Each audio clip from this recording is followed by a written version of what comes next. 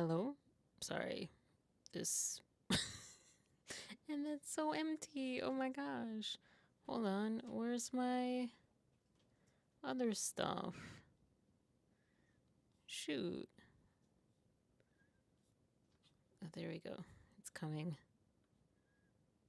Maybe? Oh, oh, oh, oh. Hi, Rose Wild. I am struggling with.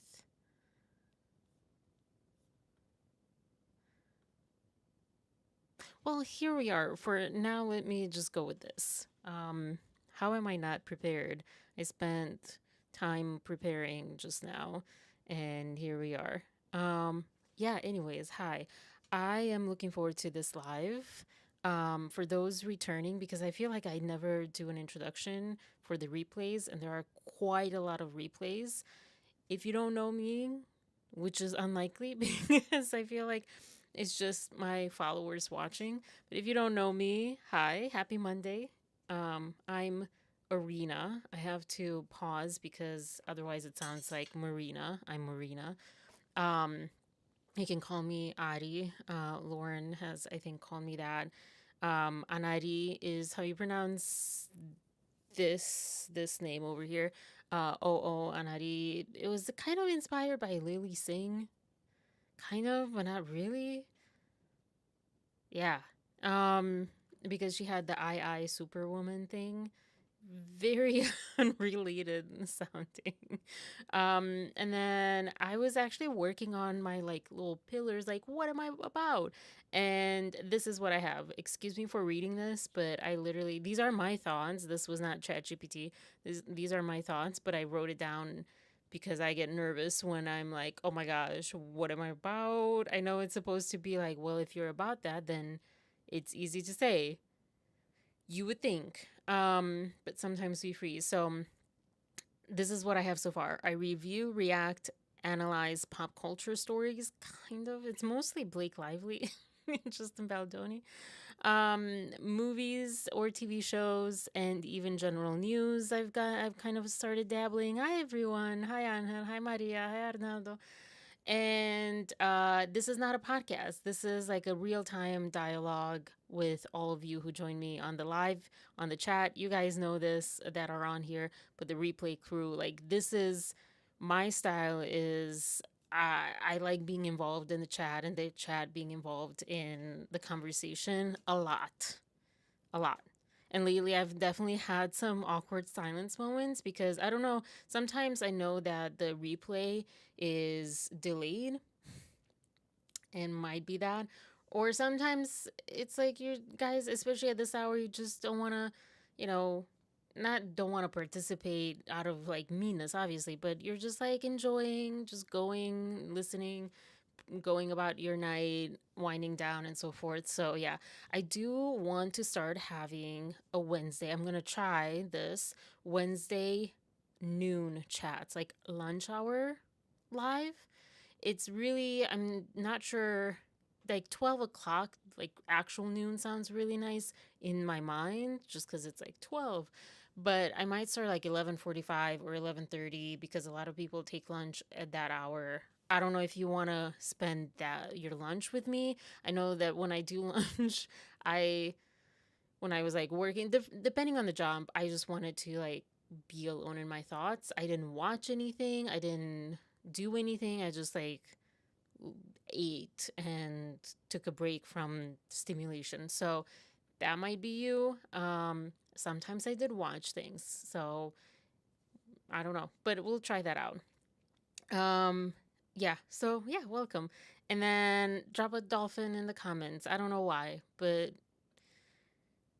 YouTubers say that sometimes. Not dolphins, but like drop a comment or just like rainbows or whatever. Usually people say that at the end or in the middle, like, oh, if you've watched so far, let me know.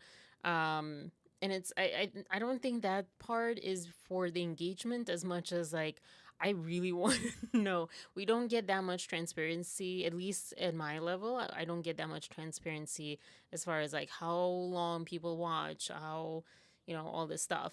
And hi Palaver, and thank you for the dolphins.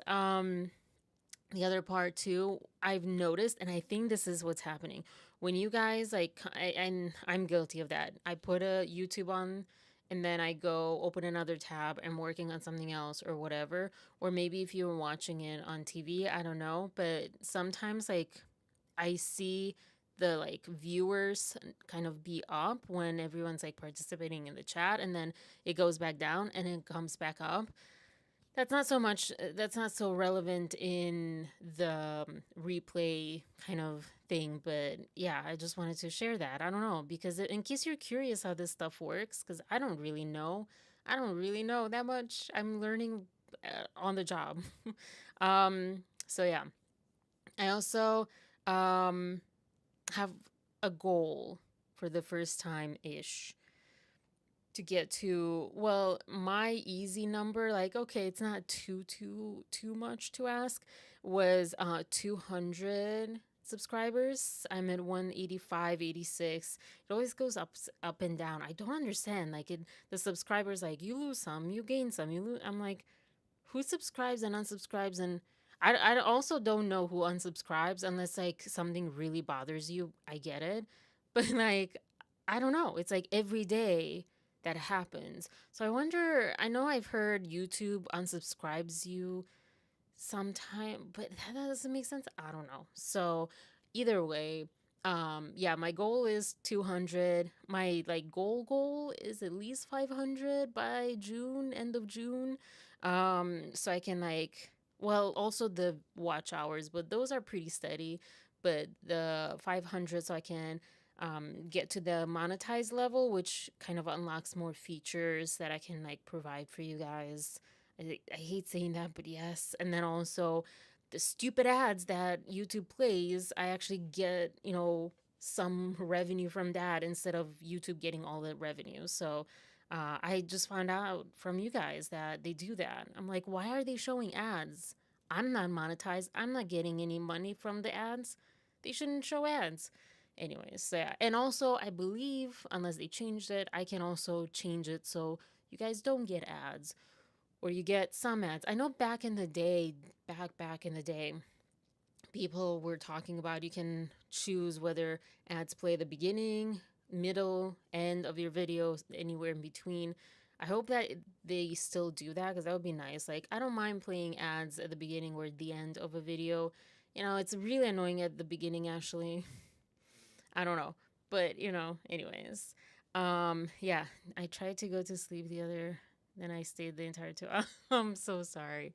I am, dare I say, this is going to be a short one again. Tomorrow, actually, I was texting my friend. I might, um, okay, yeah, I might be able to postpone until Thursday because there's storms or rain or whatever. I wish it would be like the weather would be a little bit more predictable. Like you can see, oh, it's predicted to rain and blah blah blah, but it's still not great.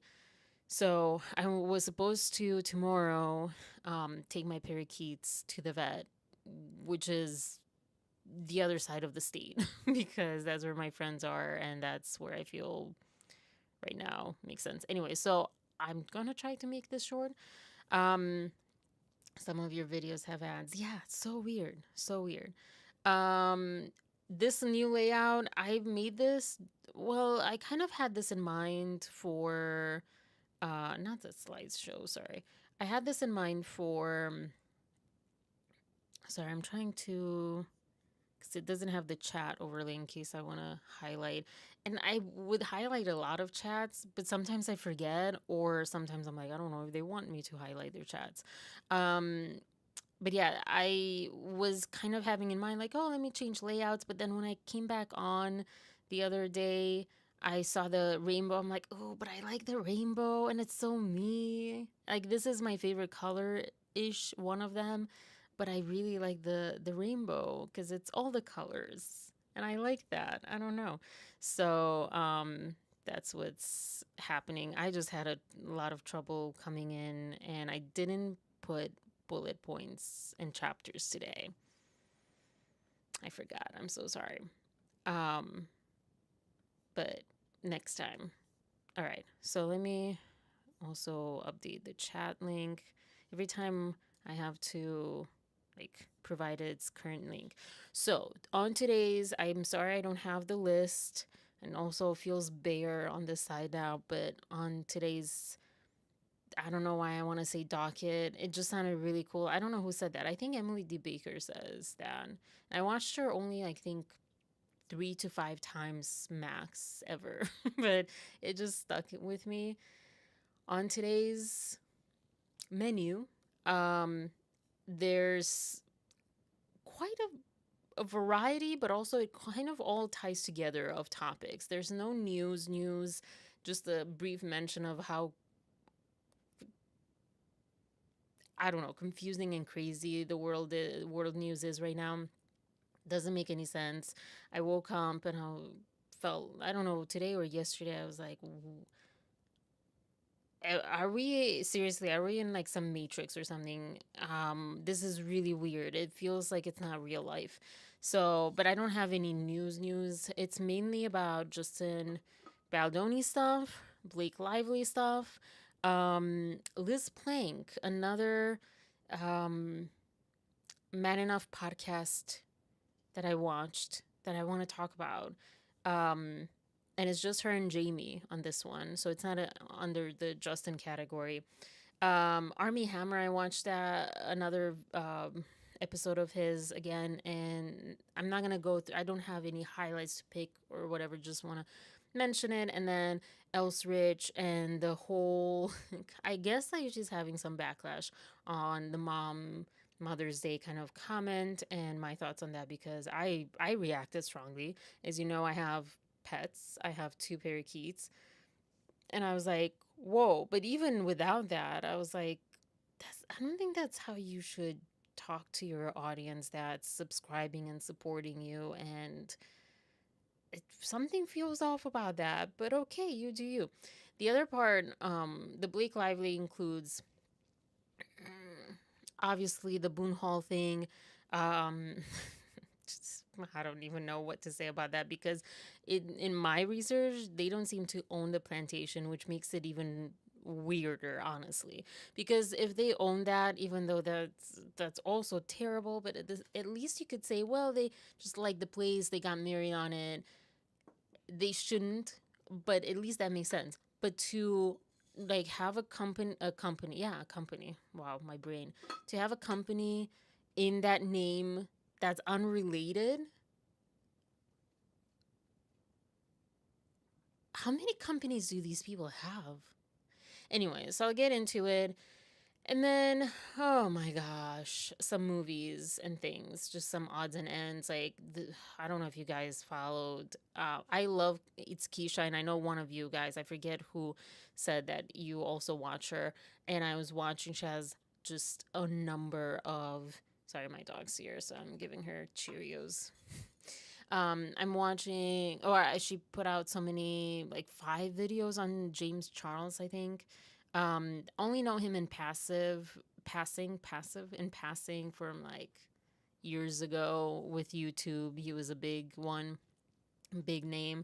And yeah, so things like that. So I'm gonna get started with all the rest of the things.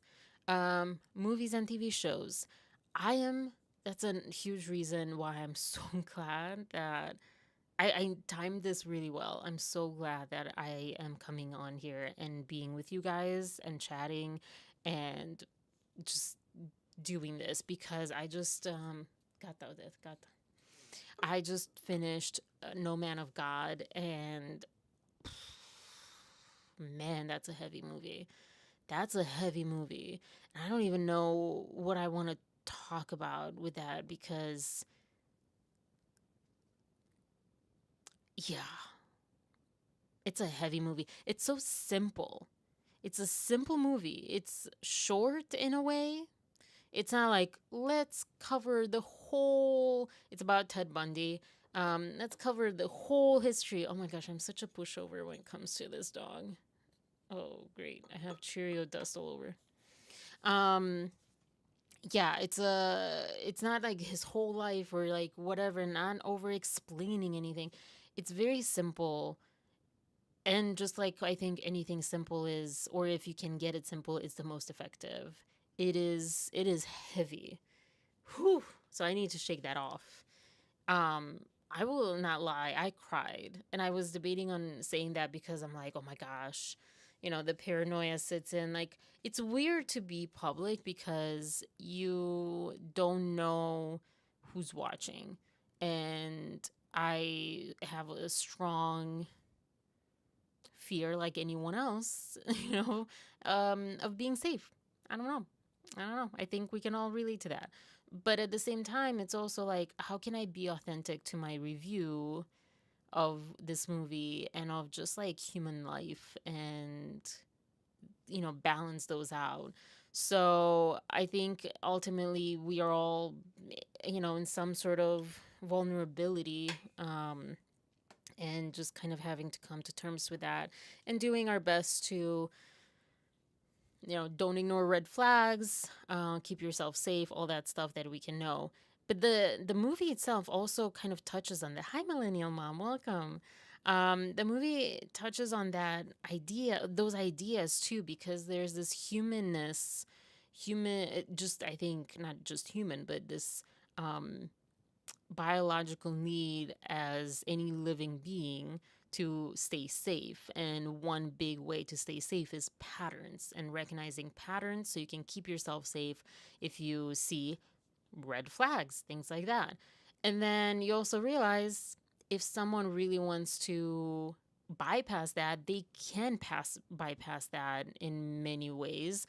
Um, and that makes it unsafe. So there's one theme in this movie that talks about that, like um, just kind of not scapegoating. I think that's the words they use or something. But um, he said there's a line, and I don't know if this was because it was based on tape recordings, and then also not. And I don't remember which one this was, and I don't know. Also, I didn't watch. I didn't go deep dive into this case, and I'm not going to. Honestly, it's too much for me to go down that road. But um, oh, also Elijah Wood is an amazing freaking actor.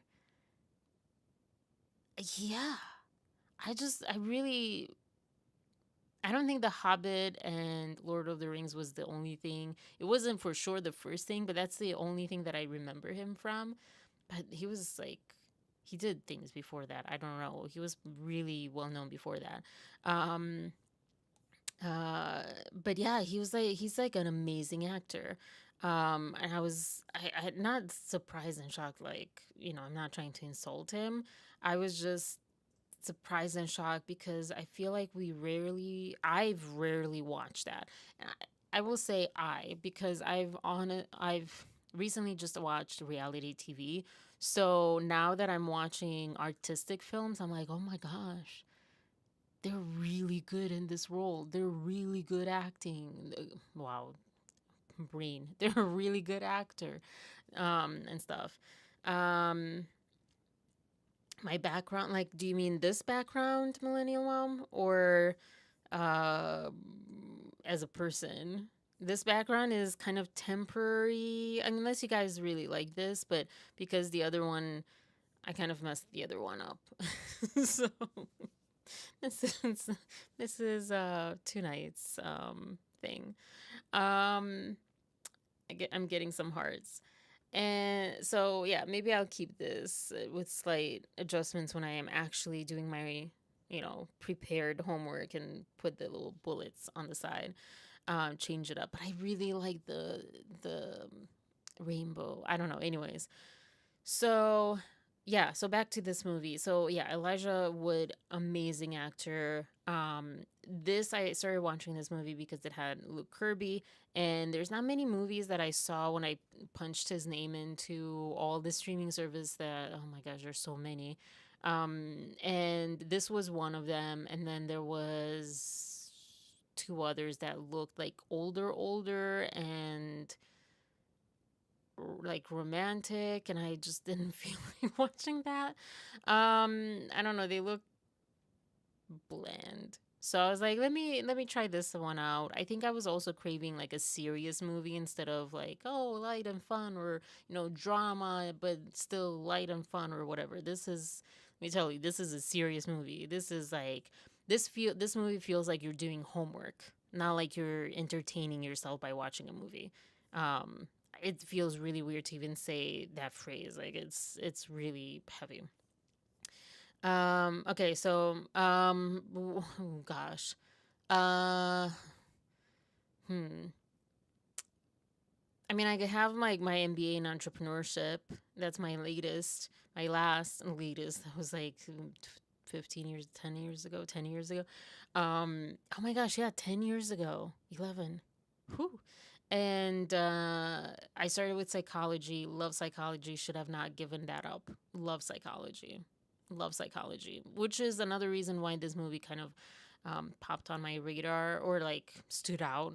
And then I also like, I don't count this, but I do take acting classes, but I really prefer being a director. I've done more on the film production behind the scenes crew, really like short film directing, 48-hour film projects type of things. And that's where I'm like trying to go more into the creative. I don't like, life is so short that I have been wasting so much of it. And I woke up, in the last year, in the last like, well, the last couple of years for sure, but also especially like after the breakup, I'm like, oh my gosh, like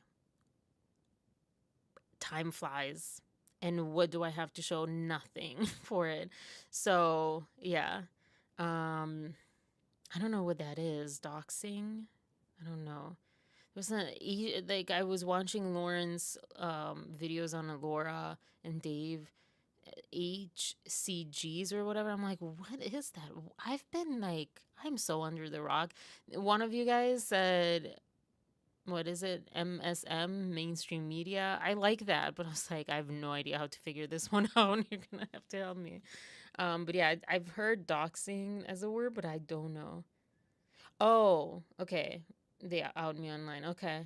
Um, yeah. I mean, I don't know what that would be like, but yeah.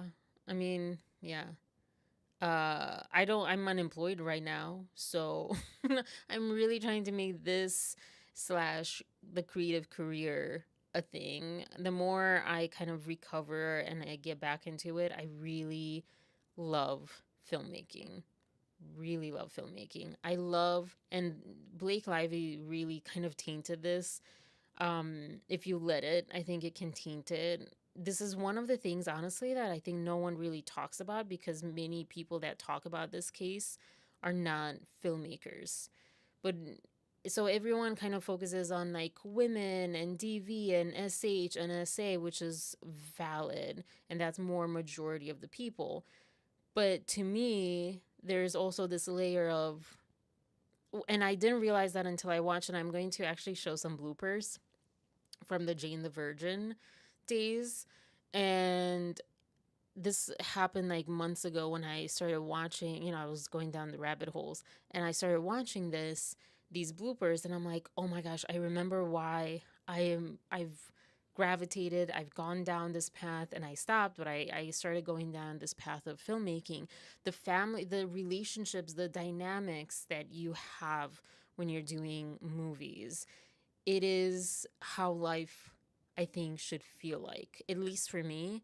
But I think it reflects a lot like what we feel like when we're younger, in school, with friends, etc., etc., until you get to the workplace. Depends on what workplace and what country, because I think in Europe it's a little more like that all around, not just in film. But here, I think workplaces, they're quite sanitary, and you don't develop many times real relationships, and you don't have real dynamics. You don't actually have the deep connection and the real inside jokes and just humans being human. So yeah. Wow, I started going down that road. But yeah, that's like the one thing that I feel people don't talk about is Blake Lively. This the claims that she, and I actually have pulled up, and I will have to like speed this up. It's already almost 10, but because I want to get to these, I want to go through them. Hopefully I'll get through them. If not, I don't know.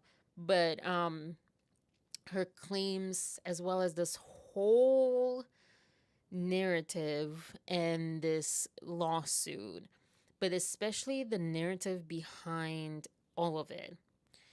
And it kind of ties into the Liz Plank episode as well that I'll talk about. And it's just like really kind of all ties in together.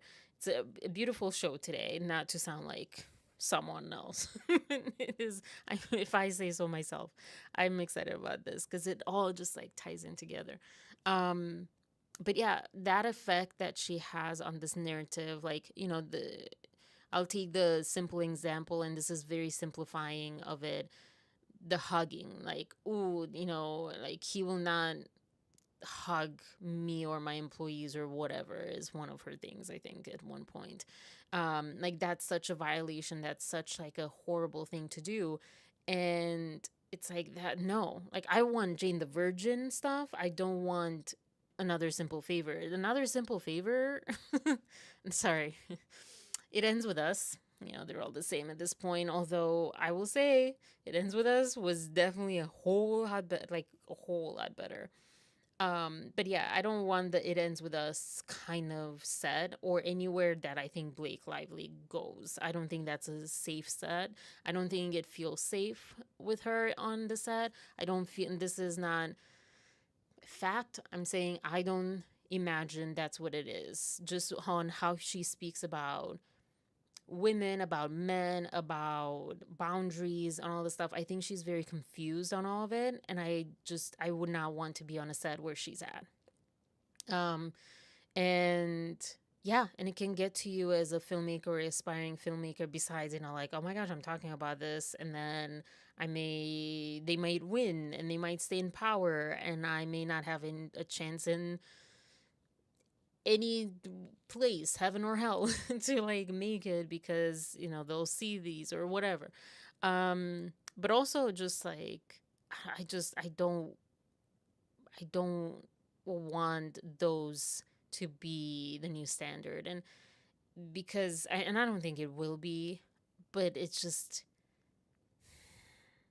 very puritanical sort of thing, I don't know. Yeah, I think it ties into like the Army Hammer episode that I saw of his podcast that I saw today. He had an intimacy coordinator on. It wasn't, I don't think she's an intimacy coordinator for movies. It was like an interesting podcast, but I think it ties because they were having kind of a similar conversation. It's just like so many nuances, but yeah, yeah, that's kind of where I'm going, millennial mom. Where I was where I was. I was just kind of doing things that I was like, oh, in the meantime, I need to do, typical stuff. And that's what, go to college for the typical stuff, even though I don't think my family encouraged me necessarily to do what I chose. Like psychology, I think would have been an all around favorite for all of us, for me, even for me. But I think I stayed away from that because I still always wanted to do, like, to be a creative. And I was like, that's going to take too many years. And here I am, like, so many more years. If I would have done psychology, at least I would have enjoyed the years that have passed by. And I would have helped people instead of didn't help me or other people by the jobs that I've done. So yeah, I'm gonna switch to watching this on TV so I can kind of, okay, enjoy Rose Wild. I was going to say you seem like you'd be a great theater. Oh, thank you. Yeah, I did dabble into coaching, attachment style coaching, and I was thinking of going back, but then just the creative part right now, I feel like is just a needed, like, I need fresh air. I need air. So the creative part of me is really like I just want to monopolize this time. And because of what I'm healing, like my healing journey, where that's at right now, it's really kind of hard for me to be truly focused on being there for someone else. And I had to be honest with myself, and I like it hurts saying that. I hate that I say that right now because I do want to be there for others, but this is like the best way that hopefully I can at this moment. And then maybe I'll come back to that. I think also therapy is like, just you can do that at any age. But yeah, I love that. And that means so much. I don't know how you see that in these, but that means so much because yeah, that's very meaningful for me. Um, wait, it kind of, oh, this person, okay. Um, Oh my gosh, yeah. Blake Lively and Judd Wallace. Oh my goodness, yeah. I feel like she'll probably do that a lot. I mean, she's done that to Justin. She's doing that here, there, and everywhere. But when it comes to her, like, oh, it's attorney's eyes only, her medical files that no one asked for. I feel like, they need to, if they haven't already, they need to look at what she's asking for protection for and then ask the same because she's probably going exactly for those things into them. Um, but yeah, hi P, welcome. Um, you did both? That's awesome. Yeah. Do you mean both like being a creative and therapist or like what both? Um, Yeah, she's a hypocrite. Yeah. Because that's like the biggest struggle is like who is going to really like be like, yes, I want her as my coach.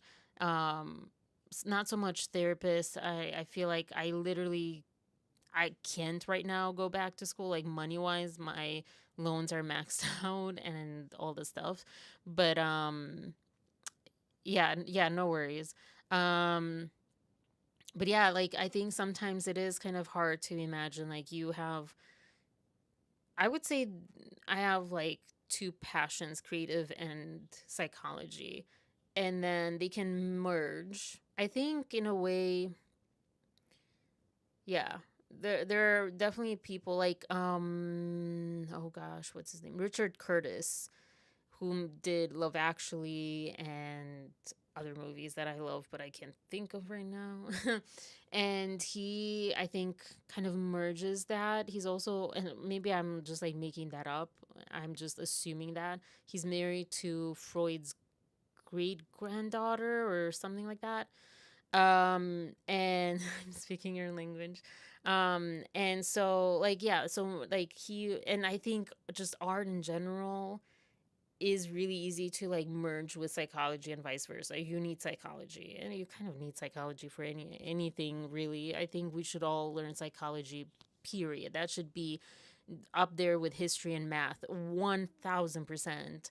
I love Selena Gomez, feels very strongly about similar things like that.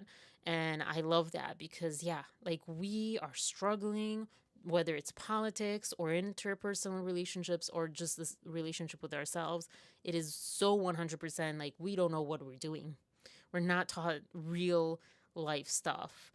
We used to be, I think, when it was like the Native Americans and all these older civilizations. I think they were looking at the more holistic civilization and society.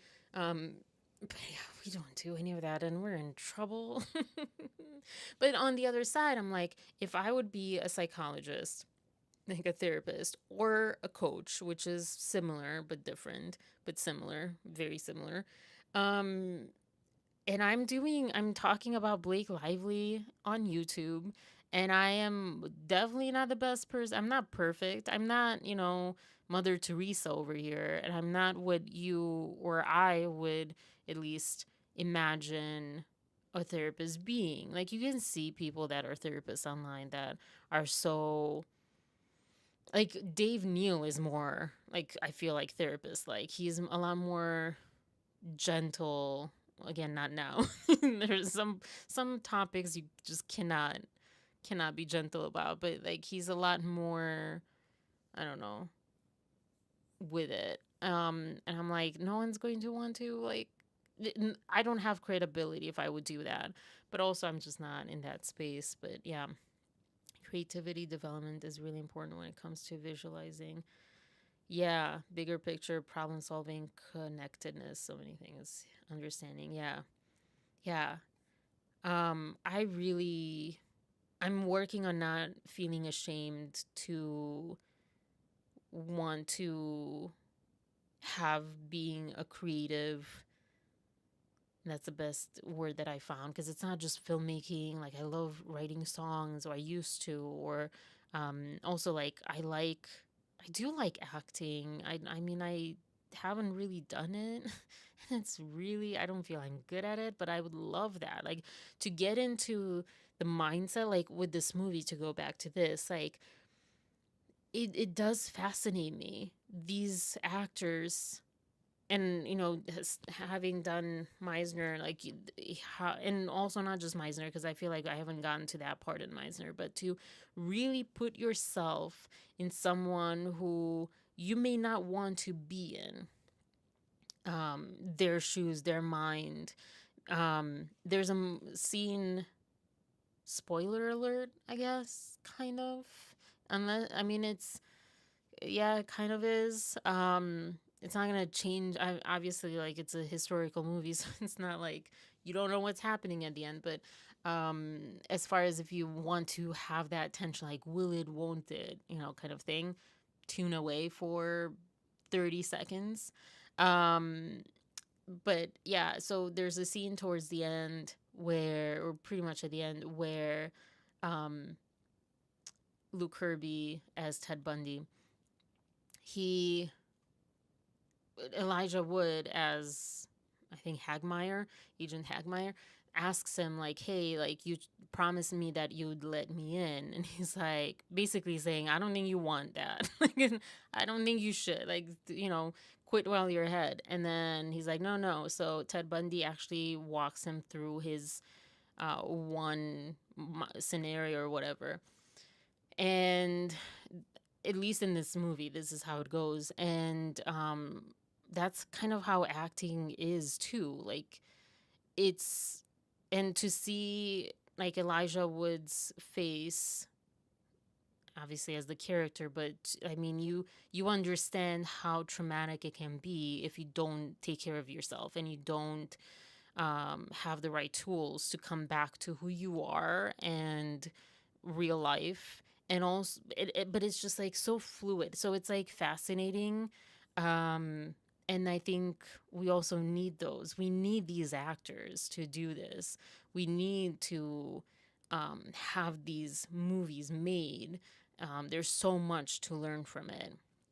And then on the other side of it, the behind the scenes, the directing. I really do love directing a lot, which is why I got on this whole thing. I just made my 10-hour long reaction video of Justin Baldoni's. I read the whole CRD complaint, or whatever, whatever Wayfair did, and then reacted to it. And I can't even watch it, so I won't won't take it personally. But there are moments I remember where I would react, and I was like, just reacting very strongly, because I've been on that side. I've been a director, not nearly to the scale that any of these people have. My own little, weekend project, unpaid. No one was paid. But I understand kind of the dynamic, and how personal, and how, like, and what a director is.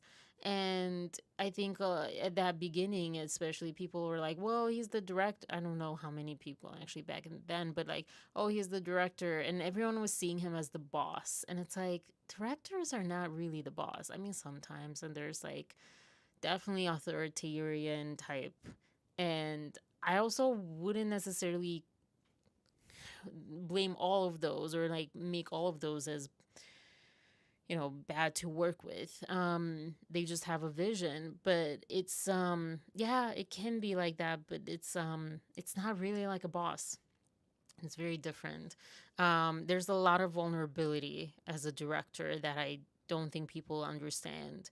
Um, but yeah, back to this movie, to kind of wrap it up with this movie, to keep on going.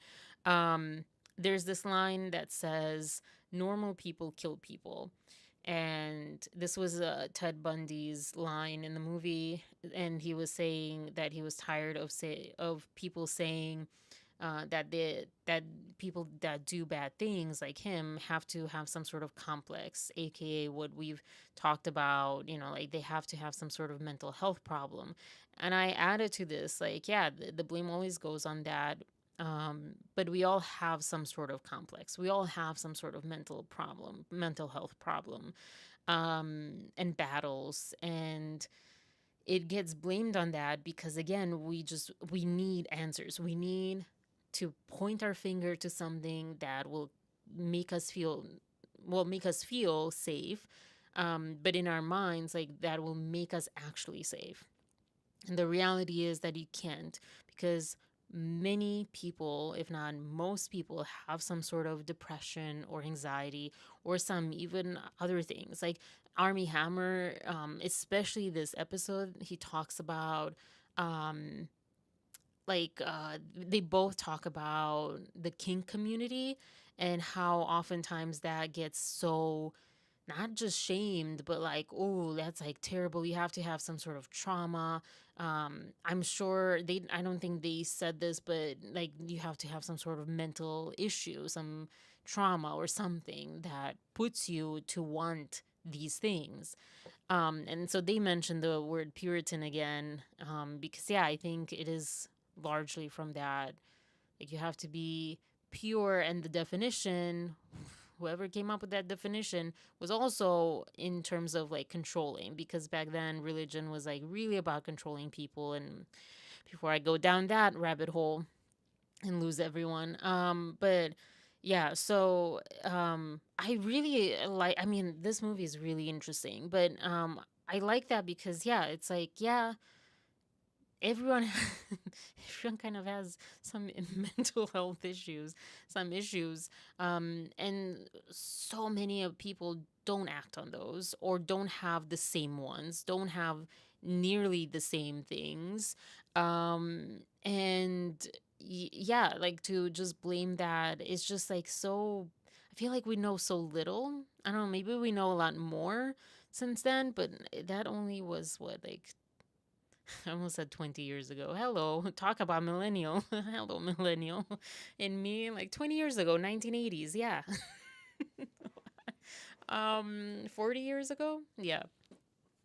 Um, yeah. So, gosh, where was I?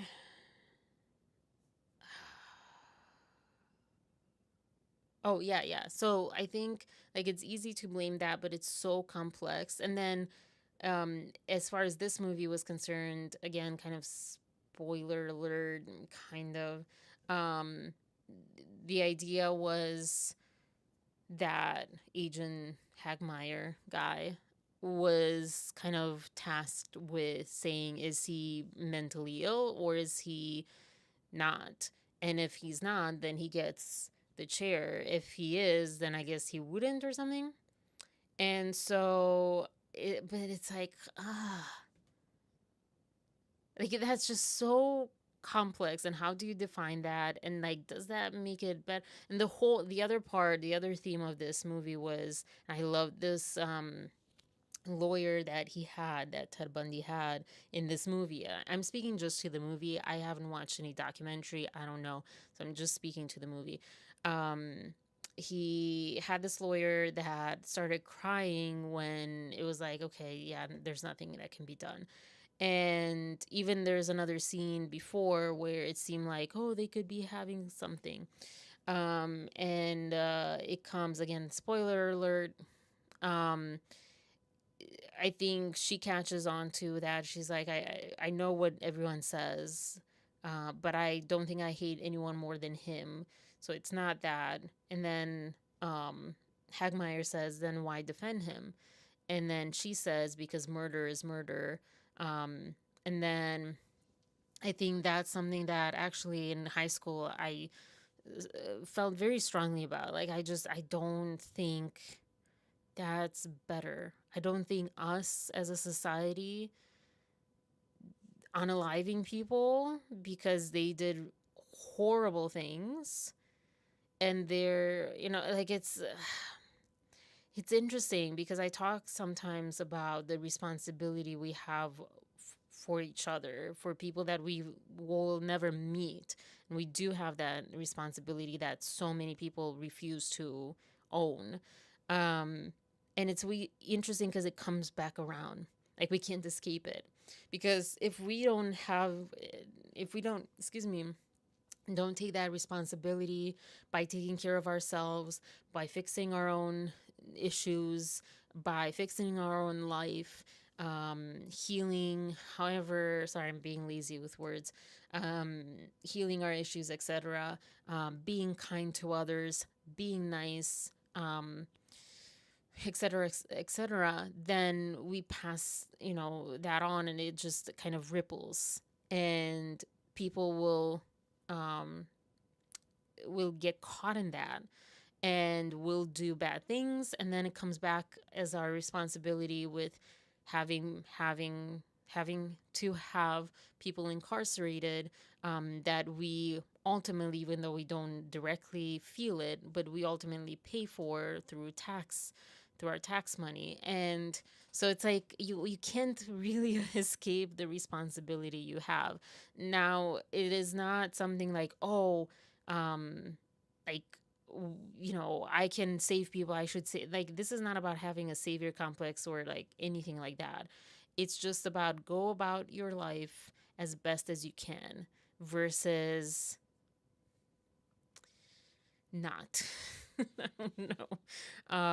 Don't make the world worse, and don't make other people's world worse if you are able to consciously understand how to make it better, and then also work on growing that awareness.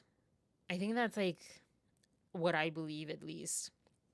I don't expect anyone to be perfect, and who am I to expect anything? But I like my how I see that. Like, I'm not trying to say that everyone needs to be perfect. Um, it's just like for us to focus on the right things. That's why I think, it ties back into my issues with people like Donna and Zach. I guess I haven't watched him that much, but you guys have kind of come in together. Um, or like just other people, Blake Lively, also, even just the way that she is going about this, like taking away whether there's facts or not facts, but just how she's handling it, the narrative that she has around this, um, like, yeah, don't make don't make the world worse, and don't hurt other people with your actions. Um, but yeah, because I don't know. I think that, it's so easy. We don't want to take responsibility for someone like Ted Bundy, but he is ultimately a product of the society that he is in. And there's so many people like that, and some more affected than others. Some do get born with certain things that predispose them to certain things, to doing certain things. But even in that case, like, it's so nuanced. It's not just like, okay, this child is evil. Like, no. And so it's like, yeah, it's no one wants responsibility. People don't want responsibility, like, just, one on one. Much less like to understand, like, oh, we have huge responsibility. And then content creators, and it's hard. And I'm saying, like, we don't have to be perfect. I'm just saying, the more we know, step up to that, and learn more, and then step up to that, and learn more and step up to that. I don't know. But yeah, living up to unattainable standards, trauma, abuse, neglect. Yeah. Um, yeah, I was in the 80s. So, like, yeah. Um, 20 years ago, the 80s.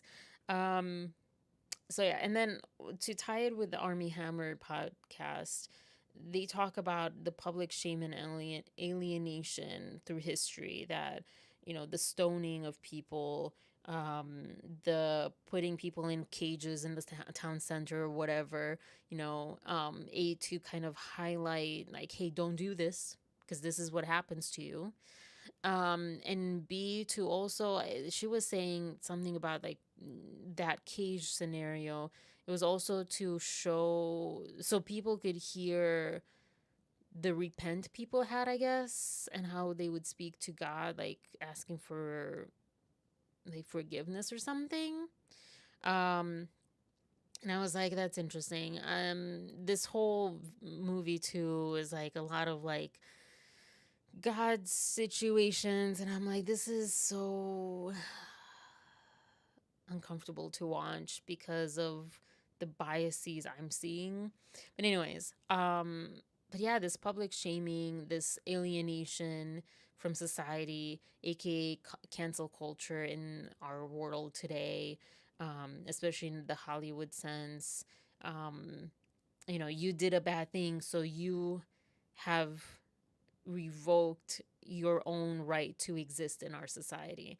That is what's happening with Blake Lively. That's what she's trying to do, or they're trying to do with Justin Baldoni, because it's not just like, oh, just like something little. It's something that gets him really alienated. No one would want to work with him. He's had, the one award taken away, and so forth, so forth. So it's like using this kind of punishment is, as Army puts it too, like back in the day, that was life and death. Like if you in tribe times, you would get alienated, like everyone would shun you out of the cave, like predators will get you. Like you're the weakling, you're out. So it's also the power that we feel sometimes entitled to do that is disturbing.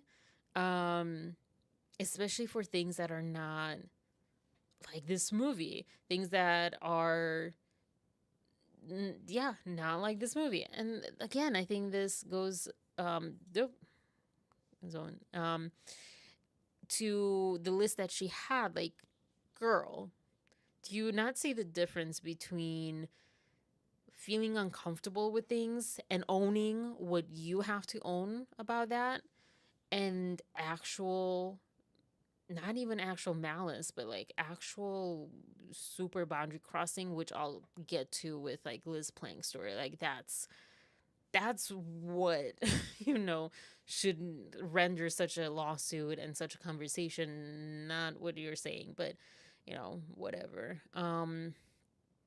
Yeah. Oh, and then another part that I got from the movie, he mentioned like, oh, people want to say that, oh, I knew it. They want to claim that, again, I think it's from the desire to feel safe.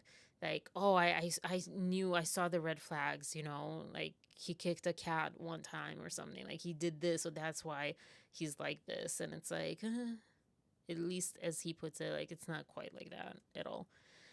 Um, Other movies that I saw, The Hate Game and Picture This. Two completely different, I mean, both kind of the same, very different than No Man of God. I would not recommend either of them necessarily. Um, yeah, they're okay. Picture This, I think, was, I don't know which one was more crappy. I don't know, but they were not great. But if you want to just watch something, I don't know. The Hate Game was like mm, interesting. I don't know. Yeah. Also, at the end of I'm not gonna lie about this. At the end of the movie, or not even the end, like middle of the movie, where was it at the end? I don't know, somewhere. It kind of gave me stalkery vibes. I'm like, I don't think I like this. I don't think this is a great example. don't think this movie. I think this movie should think about itself a little bit more. So, yeah, I don't know. I don't know. I don't know how to feel about that. Picture This was okay, but yeah, they both were kind of similar. Anyways, I don't know. They're like romantic comedies. Yeah, I don't know. So that's kind of what I watch. And then, of course, in between and when I go to bed, I put on Etoile, which is going to be kind of weird tonight, watching Luke Kirby after just watching him beat Ted Bundy. But, we'll see. We'll see. Oh, no. Wait. Oh, no. No. You, you guys can't see me, can you? Oh, shoot. Oh, gosh. Everything Everywhere All at Once. I have not seen that. If you can see me saying that, millennial mom. It's on my list. I forgot about it.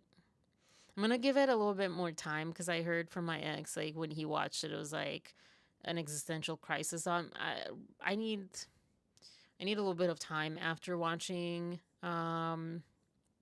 Great, yeah. Sorry, and I don't know why the internet's bad again. I'm going to maybe sometimes I feel like it's YouTube like, "Ooh, you're saying too many words that we don't like, so we're going to like kind of kick you off." Um, but yeah, I'm gonna after No Man of God, I'm going to give it a little bit of time to like get back to like level no anxiety and heaviness, and then um, I'll try to watch that. Um, it's one of the most amazing and weird films ever. Yeah, I'm excited, but right now I'm just like more dreading it because of where I am. Oh, you're like really tempting me to watch it, but I know for my mental health right now I need a little break. I need something in between, like a cushiony. Do you have like a cushiony, a nice like movie that's like really light and fluffy but good, not like these other ones that I saw that can just like bring me back from like the heaviness, Because it was, I don't know, it was heavy. And like I said, I cried. I cried because, and I was like, I literally was thinking to myself, like, oh, I'm feeling tears. I'm feeling crying coming up. But this is a terrible man. I shouldn't be crying over him, having 7 days, just being told that he has 7 days until the chair. And but I mean the acting, sells you, and I'm like, this is probably how people feel about You, the TV show. I've not watched it. Um but yeah, but then I was like, you know what, just like like it's coming up, experience it. And for acting, when you're an actor, they tell you you can't judge your character. That's for like other people to do, but you have to empathize with it. And I'm like, well, I guess this is practice. This is, yeah. And honestly, I do think that everyone deserves our love, and not necessarily in what you would imagine that be, but like to mourn someone, to feel sad for someone. Like they're still a human being, they're still a living being that is clearly like has clear just bad issues. But I don't know. Yeah, I just kind of, it was a weird moment. So yeah, so I went really heavy. I really let it affect me a lot. So I need a little cushioning between. Um oh, I'm glad. Like I suddenly I saw like no data, and I'm like, "Oh crap. The internet is going down again." Um oh, sorry, I'm reading your comments. You Oh, it's like you're trying me. You're trying to show you. Yeah, I've not heard of that. I don't actually. Maria, where's Maria at? She's into the crime, the true crime I don't. This is unusual for me to watch this. Like I said, I don't plan. I haven't watched You, the TV show, and I don't plan on it. It's too much for me. It's too much. It gets too much in my head because I really go into these movies and into the characters, and yeah, too much. I can't do it right now. So yeah, yeah. I've been watching real fluff things, um, and trying to like get more. I'm working my muscle to like accept serious movies, but I'll keep that one. Mindhunter. I'll keep that one on. I'll highlight that for anyone who wants to see it too. Um, that actually sounds like I don't know. I'll keep it on the list. Who knows? But I don't know that it sounds like my thing. Um, Eleanor the Great. That's a slightly talked about right now. I have found no release dates yet for the public to be able to watch this, which is also kind of crappy. I don't understand this whole thing. Like, oh my gosh, it's going to premiere, like even with Another Simple Favor, it's going to premiere in South by Southwest. Okay. But then how about the next week you premiere it in actual theaters? Like, I don't get this way of promoting things, especially especially now where our need to consume things are more instant. And if you're telling me, "Oh, this movie's coming out," and then months pass, who will remember to watch it? Yeah. Um so yeah, that's kind of all the movies. I don't know why I have this on here. All the movies and shows currently that I watched. And let me just get to the main, and I'll do the starters and other things later. I'm gonna close off with anything. Hmm. Yeah, I'm just gonna close with the starters. Instead of appetizers, I'll make them desserts, little mini desserts after, because I want to get into the meat and potatoes of this, and it's already 10:20. Um, on the news front, really quick, tariffs. I saw like a ground news thing. Do I still have it? I'm gonna read it exactly as I read it, but I guess it's not here. But I saw it come in, and it said something about tariffs. Back 115%. No, sorry. I don't even know. Something 115% tariffs, either like up or down with China, something for a limited time only, guys. I was like, what are we even doing? This is not even Monopoly at this point. This is like Sims, just someone, just, just a little kid that's been bullied that wants to bully back.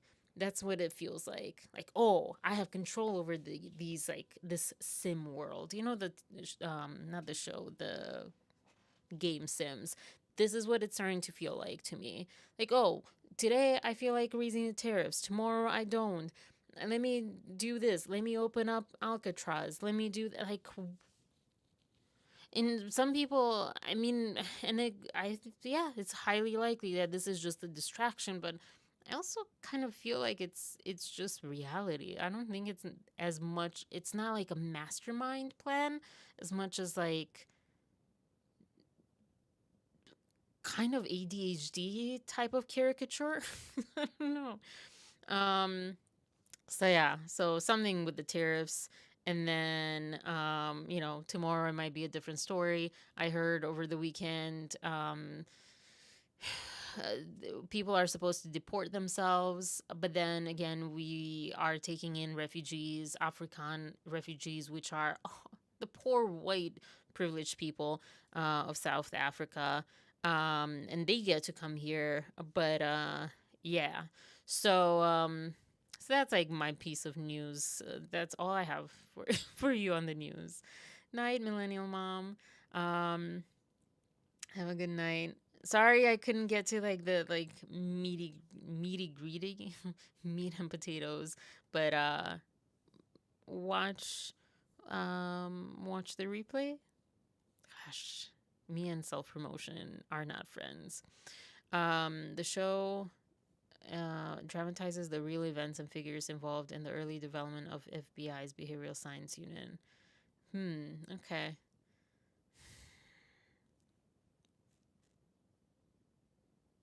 Yeah, I don't know. It sounds really tempting, but I have to be careful with where I'm right now.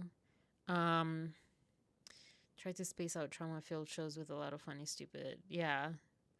Yeah, that's what I need right now. I need like I don't even think Etoile because Etoile is not really like funny stupid. I think that's what I need, funny stupid, but like good, not picture this and that hate game or whatever. Those are kind of weird. Anyways, okay, so um, hmm, talked about that. Okay, before I get to Blake Lively, because then it's like Blake Lively, Liz playing Justin. Um, it's actually Blake, Justin, Liz, or Liz, Blake, Justin, something like that. Um, Elsrich mentioned on her video on Sunday, I'm guessing, because it was Mother's Day, how, you know, let real moms basically have happy Mother's Day, have like that mom's day, and then pet moms get another day. And wait, hold on, stomach pain. Hold on.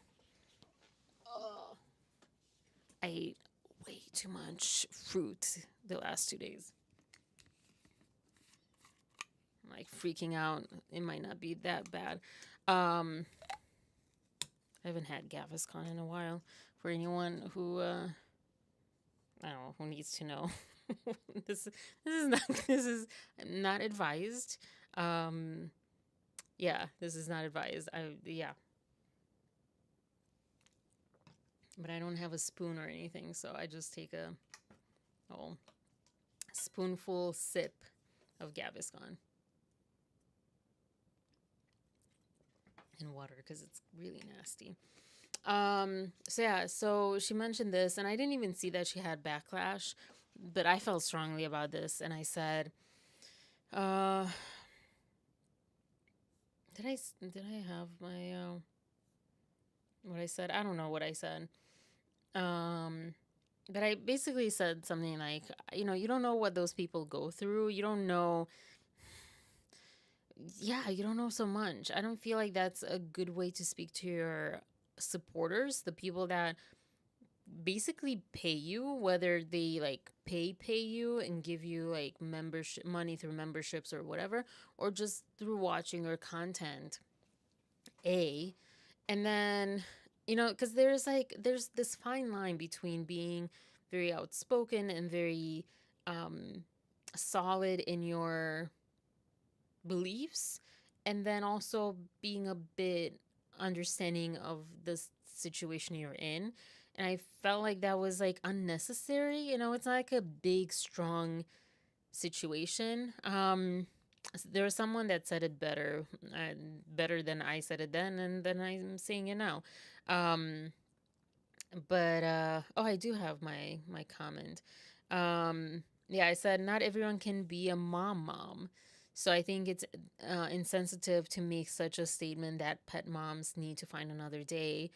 Also, a lot of pet parents give as much care, stress out just as much, and I know that can be triggering for some people, but it can also be triggering reversely. um I said it's different, of course, but I know I had mom guilt. I mean, this is true. When I worked in person and my bird was at home alone, especially because you don't have the luxury of having daycare or school for your pets. If you have a dog, you can have dog sitters, etc. But things like birds, and birds are so flock central, especially parakeets. They live in like thousands or hundreds, I don't know, but a lot. Like their flocks are huge and they're all the time. They're not lonely ever, lone birds. So, like there's a stress and you're fully responsible for this pet their whole life. And you don't have the luxury of having daycare or like, family to look after them or whatever most of the times when they're that for dogs and stuff, yeah, a little bit more, but even some people can't afford that too, just like for kids, you know um yeah, they're forever dependent on you as a human once they're yours, in a way kids grow out of. Birds, for example, are flock animals, like dogs are pack animals, and many people have just one, and the stress that puts on the animal, if you're truly a pet parent, it matters and affects you deeply. And I did have actual mom guilt. I could not focus at work, and my mom, my mom, my parents, my everyone who doesn't have that thinks I'm crazy. But my friend who the vet, yeah, like she gets it. But I had actual, and I didn't know about mom guilt until more recently in my life. But yeah, I couldn't focus. I couldn't I there were times when I could care less about what was happening. If there was like something that was happening, someone like, because I lived in an apartment, if they would like come in to do some inspection or something, I would like freak out. I would be like tuning everything out at work, like what are you doing in in the apartment, because I had a camera with a voice. um yeah, I would check in constantly, like is the temperature right, like you just don't know. And the bigger thing is you don't know, like I may never have kids, and many people, not by choice, don't have kids. Some people don't have kids by choice, but some people don't, and just because they're pet parents doesn't mean they made a choice to only be pet parents. Sometimes they just didn't have the choice to be a parent, as she would call it. And so sometimes our pets do become our children, and we kind of, if you've seen online those videos of, like, I just saw a pigeon adopting bunnies, being like a bunny parent, and these bunnies grew like, I don't know, 3 5 times of this pigeon, but they still saw him, because it was a guy pigeon, as their dad, or a parent, a caretaker. And you've seen that, like, interspecies kind of taking over other species, excuse me, um, children or whatever, and babies. And that's kind of what it feels like to me. It's like, sometimes you do truly get to that point, and I understand you didn't actually go through the labor of it and the carrying it for 9 months and birthing it and other things. I just felt like it sounded like she didn't really take into consideration how real the parent feels can be. Someone pointed out in her comments that, I mean, it's kind of, even though yes, it's still a human being, but it's kind of like, adopting a kid doesn't make you a real parent. It's kind of that thought process in a way that she's sort of displaying, or to people, including that person. Um, this one person said it so succinctly, so beautifully. Motherhood isn't a hierarchy of grief, biology, or species. It's an expression of love and care. If you need others to be excluded for your experience to feel valid, that says more about your fragility than their presence ever could. And I feel like there's no more needed to be said. That was just perfectly put. Um, have watched Bones, the show. I have not watched Bones. Going back to that, it's combo forensic science and comedy. Um, yeah, no, I've not watched CSI Criminal Minds. I've watched The Mentalist back in the day, um, which was like really cool. Yeah, with the like psychology, and then Psych and Monk. I don't know if those are quite the same. Definitely not quite as CSI. Um, but yeah, so that was like the fur baby discussion. And then someone had lost their baby this year, and it kind of explained how that felt for them and how that feels. And I was like, oh my gosh, I have put that out of my mind because I now I have three, well, one fur and two feathered babies.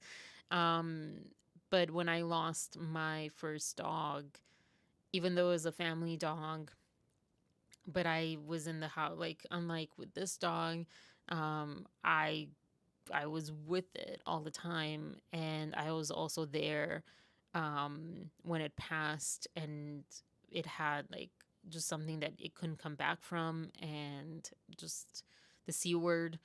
And so, and it got to the point we extended it, and it got to the point where like I I can't like say anymore without getting graphic, so I'll restrain from that, but or refrain from that, or both. And I was there, and it literally like that's kind of what closed me off from Meisner. It sounds so trivial, maybe, but because Meisner is based on emotionally preparing, where you go and to achieve one of the big emotions, level 10, emotion, happy, sad, angry, you go through a story. And that dog was a huge, um, I forget the name of it, but like a lot of the stories revolved around that dog. And so I was very connected emotionally to him. And to go through watching him in front of me pass away, that, and because I did it thinking that, oh, maybe him seeing like the familiar face, it'll help. And then I was like, did I make that right choice? What if, like, seriously, for like months I felt like he was like up there in heaven resenting me and being angry at me. Because also, which is weird, because if he has that kind of emotion and thought process, he would also understand why it happened and that I didn't do that to him. But I don't know. So yeah, you can suffer greatly. People who have lost pets, they suffer greatly, and I think a lot of not us not knowing that is, a, outside of the U.S., people don't have pets that much in a lot of areas. And then B, even here, people don't talk about it. They don't even talk about family members passing away, and, talk about their grief around that. Like, that shocked me when I was at one of my jobs, and this one coworker, her grandmother passed away, and she was like just normal. And I was like, what the heck is wrong with you?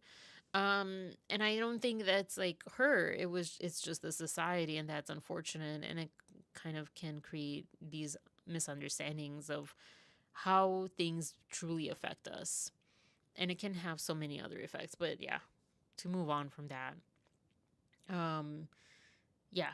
Um it was like, honestly, to me, my dog passing, it was like the greatest grief I've experienced, because so far I've been fortunate to not have family members pass away, except for my grandmother when I was really young. So I, as a child, didn't experience grief. I don't know, when I was a child, even with my parents' divorce, with everything, I was always kind of taking the positive way, like they're in a better place, or, even like as a divorce, like it's better for them or whatever. Um, so yeah. Um, well, you love those shows too, I'm guessing, is what you're saying. Yeah. Um, anyways, moving on. She LC, because that's why I even saw that.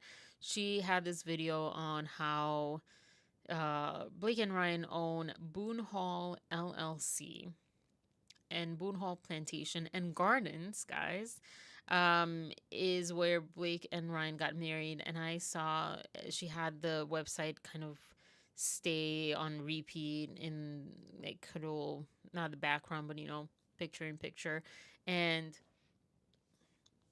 one of the slides, like in the header of the website, excuse me, it said respect for the past. And I was like, that's a weird thing to say. I mean, yes, but that's a weird thing to say.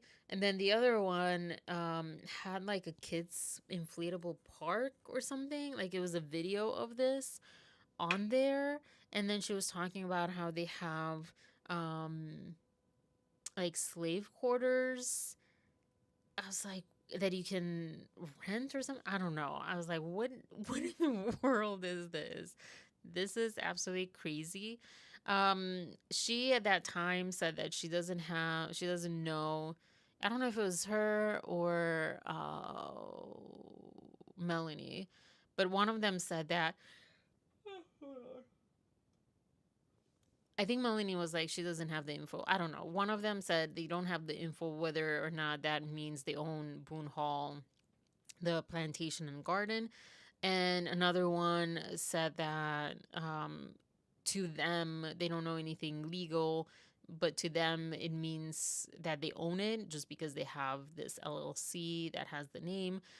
What I found, let me pull that up. Where is it? Where is it? Where is it? This is what I found. Oh my gosh, sorry. Okay. That Boone Hall Plantation, I have the sources, I forgot. They are, as of February 1st, 2025, um, they are owned by the McRae family. And then also in 2019, um, they entered into a conservation easement with Low Country Land Trust, which I don't know, something. Anyways, but basically, no, Blake and Ryan do not own this Boone Hall plantation. But to me, that makes it even more weird that they named a company. Who knows what that company is doing? Isn't Van Zandt for furniture or something? Transportation? Like, who knows what they are doing with this company? Yeah. Then Melanie discovered or mentioned, she might have discovered this in another one, that, and sorry, which is interesting because I believe in 2019 is when Ryan Reynolds created this. Huh. No, it was 2015. Ryan Reynolds created the LLC. Um, she made this association with Tina Fey between Blake and Ryan. Um, the MI Management Associates address is the same as Tina Elizabeth Fey or Elizabeth T. Fey person, their home address. And then Ryan mentioned Tina, quoted her on the Times 100 thing that he did. And I was like, not Tina Fey, Tina. So yeah, that's kind of that on the plantation thing. I don't know if anything new, but I mean, there's not much new to it. But like, ah, boy. Seth Meyers came out with jokes about the comments being turned off. I said I'll give him that. It's funny the way that he said. I forgot what he said, and I didn't pull it up. I didn't think of pulling this up, but I'll pull it up right now. But he said something about like all the comments that they got through other videos. He'll release a book called A Polite Discourse About the News of the Day. And I mean, I thought that was like funny. I don't know where he stands. I think it's really hard to know where he stands because um sorry. These people are employees of large companies. You guys let me know. WME represents him, and I guess Mint Mobile, you know, I don't know, sponsors or whatever the show. So it's, I think, hard, and I'll include Jersty's video because that's the one I saw it with. But yeah, I think it's hard. I'm not gonna like hate on him, period, but also I'm not gonna be too hard on him, but I'm not gonna let this be like, oh well, yeah, he didn't know, and he's innocent. I don't know. I don't know that I would go that far. Um and yeah, I had some other thing, but I didn't write it down, so let's see. Hold on. Sorry. From on to off. And I said, well, why did it even turn off? And he said, the comment section on the Blake Lively interview. Okay, so I thought that was like the funny part. Was it a bit disrespectful? Yeah, a little bit. All of it is kind of disrespectful, but it's in his style, I feel like. Comments and print them out. And I do think, actually, I don't know, this is my opinion. Sorry, you can't really see this. Him showing it this way, like these are the comments that he printed out. this by blaming it on someone else down the comment section. We did manage to save those comments and print them out. And I think, I don't know that this is a good thing necessarily, but I'm kind of taking it as acknowledgement that they get it. you know? Whether or not they're like, oh, people and their drama, or like, oh, we like Blake and Ryan, I don't know. Or like, oh yeah, we agree. I don't know. I don't think he's able to say that one way or another. This is why people should get on. This is like Dave Neal. He always says, like, this is why you need your own platform, because that way you have agency over your agency. You are not forced one way or another to say or not say things. But yeah, but they recognized it was a lot of comments. They in my opinion, they said, we hear you. Whether or not they agree or think we're crazy, that's a whole other thing. But I don't know. I took that as like kind of a good thing. it's going to be very cool. It's going to be available in the NBC store. We're going to print them out. It's going to be a book. And the book's called A Polite Discourse About the News of the Day. But he never. And that's the part where I was like, okay, disrespectful again, because it's definitely mocking. But also it's kind of funny. I'm not going to lie. It is kind of funny. So, yeah. Don't know him. Yeah, I don't know that much of him besides back in SNL days, and then I've seen him a little bit. Yeah, I feel like he's one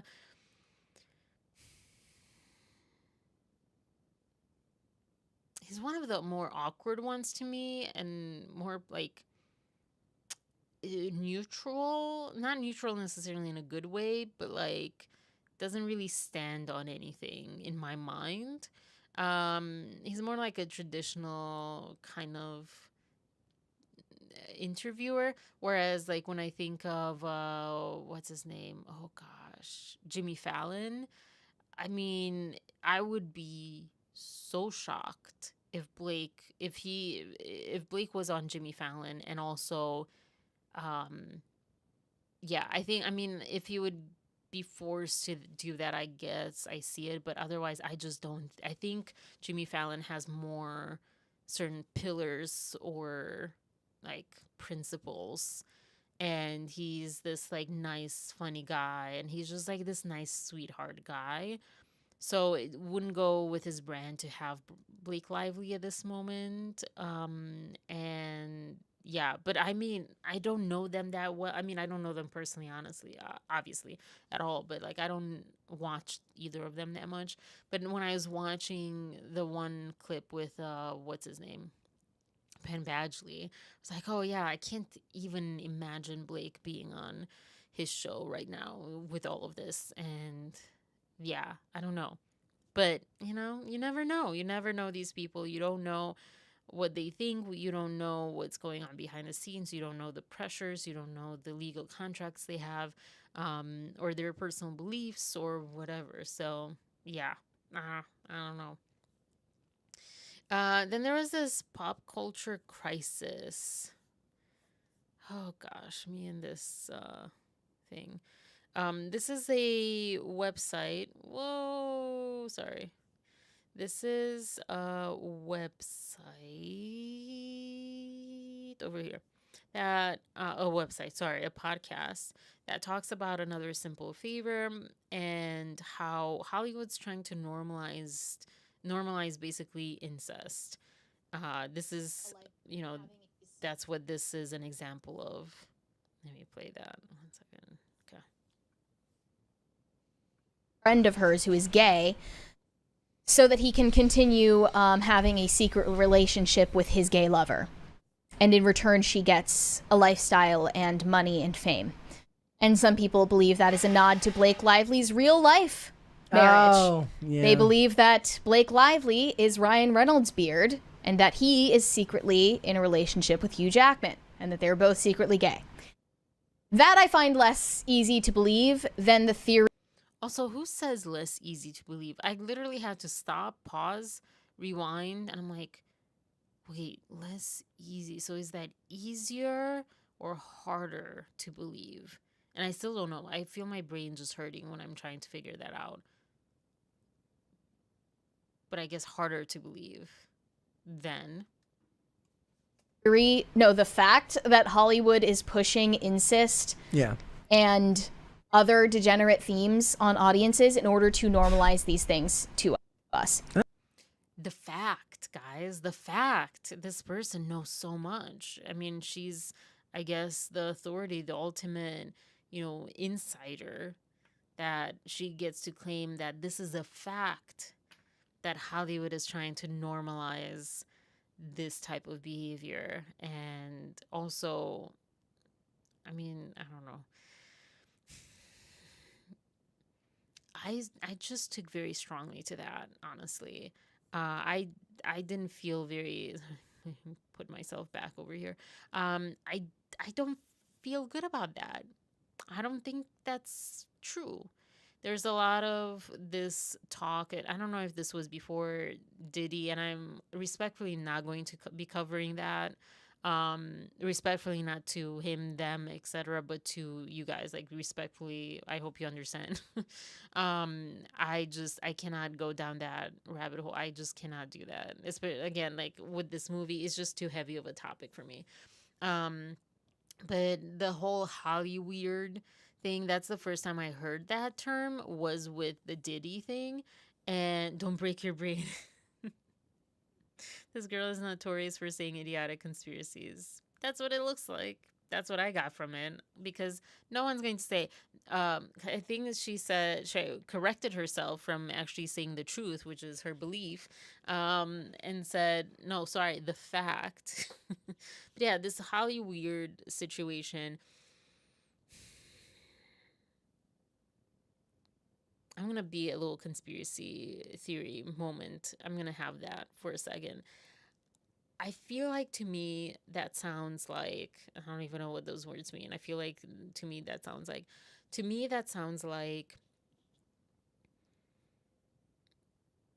an agenda of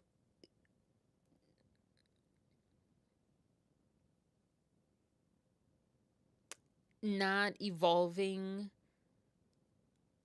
going backwards, or staying stagnant in hatred, in this idea that I was talking about at the beginning, this like pure, and who defined that long time ago, and this control that religion can have. or people through religion, honestly, using religion. And yeah, this like Puritan aspect of it, and this echo chamber, and just wanting to hold it together to that. Like, no, we don't want better. We don't want more acceptance and love and kindness. That I'm not saying that incest is okay, or that it should be like, oh yeah, easy peasy, whatever, promoted or even accepted. I'm not saying that. And because I don't know my interpretation of what she's saying in this whole Hollyweird thing. Let's say even with the whole Blake Lively, Ryan Reynolds, and whatever his name, I cannot believe I always forget his name, Hugh Jackman. Let's take that to be like, okay, yeah, people talk a lot about that. Let's pretend that's fact. I don't know. But people have this theory that Ryan and whatever his name is, excuse me, Hugh, no, what? Hugh Grant, Hugh Hefner, what's his name? I just said it.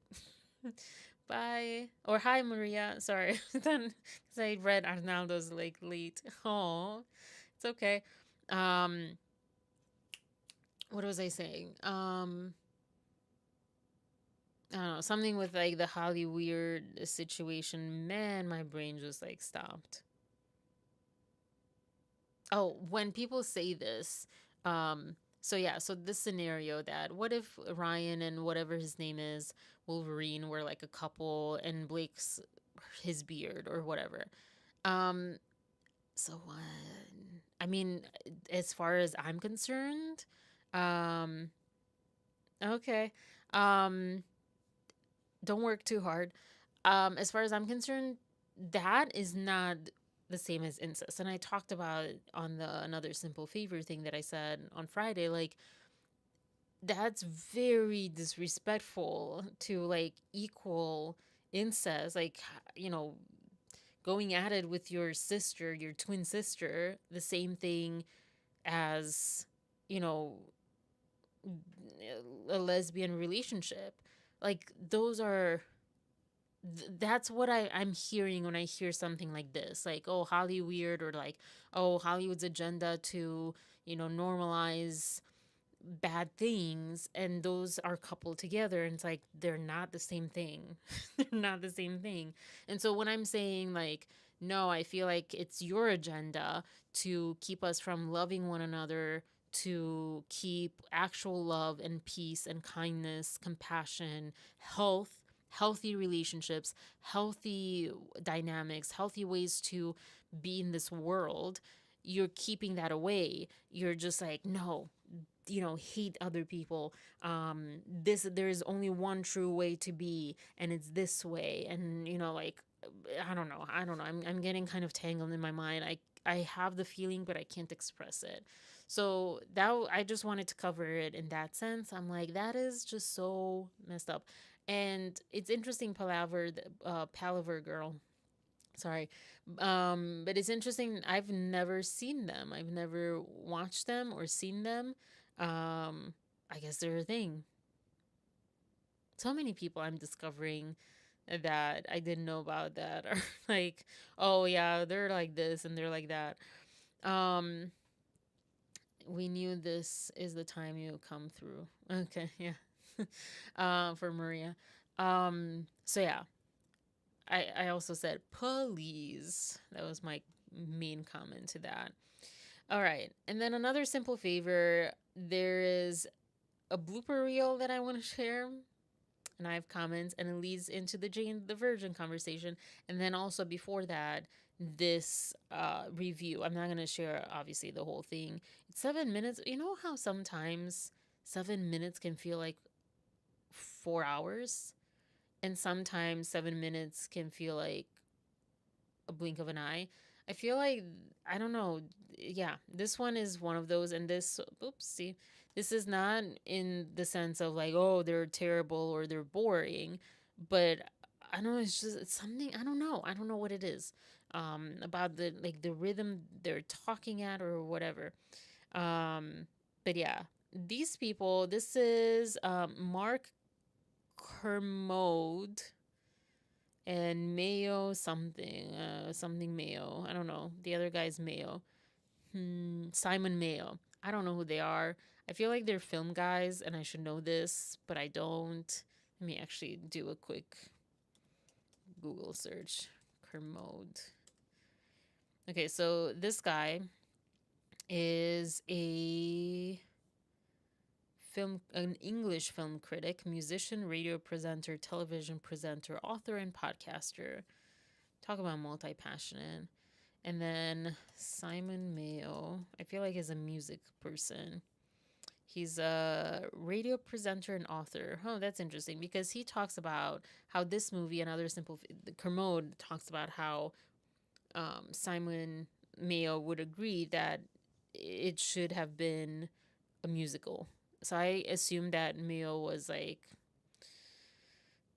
that Foster guy, like some music producer or something. But Now, I don't take any pleasure in saying this, but one of the things with this film is it literally just consists of a bunch of completely unbelievable things happening, and then the characters going, oh, well, that just happened. Ironic wink. None of it makes any sense. Glamorous travelogue footage. I mean, yeah, Capri. Hey, looks pretty. To which I say, ironically, there's not even enough like attention and focus on Capri, whatever. Yeah, I was like, I'd have to add there wasn't even enough of Capri or whatever. I think Capri is the pants. It didn't take front and center stage. Not even Blake Lively did actually. But for how it was like, oh, the most beautiful place on earth, which I'm like, who said that? Who said that? There's like quite a few beautiful places on earth that would be a tie. And I don't think this is the most beautiful, but that's how it was said. Anyways, um, but yeah, it didn't take center stage. At least give us that. Um, he said an incoherent bag of stuff thrown at the screen was one of the things that he said. Not at that time. I think he said something else then. Yeah, and then then this happened, and it's rubbish. I mean, that's his basic critique of the movie. That's his final thought. And he goes on to say, there's no stakes, no reality. I'm like, yes. He was like putting the finger on things that I couldn't put my finger on it. Or maybe I did, but I don't remember the notes and I didn't make that video yet. But yeah, there's no stakes. You could care less about any of these people, about any of the situation. You don't get emotionally invested, not because of the Blake Lively drama. Interestingly enough, that has little to do with it, except for us, like at the beginning when like you see more Blake. There's definitely some things that I pointed out, like, ooh, like where's her mother instinct and stuff like that. But like besides that, it's just like you don't get emotionally involved at all. It's like throwing things at the wall and like, yeah, okay, cool. That's the picture. It's like nothing's cohesive, nothing makes sense. They created this, triplet story that wasn't in the book. Like, why not stick to the book? And this guy says even Paul Feig thought it was going to be awful or that it didn't work. And I've heard this before. And didn't want to make this sequel, but then supposedly some things like got put together, and it's like, oh yeah, actually it sounds funny or it sounds good, and he did it. And this guy, it seems like it's quite common across film critics to say, please don't make a third one. You shouldn't have made this one to begin with. He also says it's genuinely awful, massive waste of talent and resources. I'm like, better words have not been spoken. Never has an idea of what it should be. I mean, mic drop. That's exactly what it feels like. An incoherent, I can't say that word tonight. Bag of stuff thrown at the screen. As I said, just like throw things at the wall and have them stick, but they have no relationship. There's no emotional involvement. But this I've spoken, I think, or tried to speak to too, before. Like, it really doesn't know its identity. It has no identity, this movie. It has no purpose. Someone said soul, like it has nothing.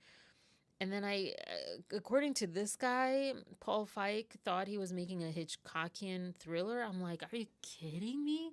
I know that I said that thing with, oh, he stars in it. He makes an appearance, a cameo at the end, like Hitchcock. And I'm like, he's no Hitchcock. What the heck? I didn't know that seriously this went through his mind. I said that independently just because I knew that was a Hitchcock thing to do. Um,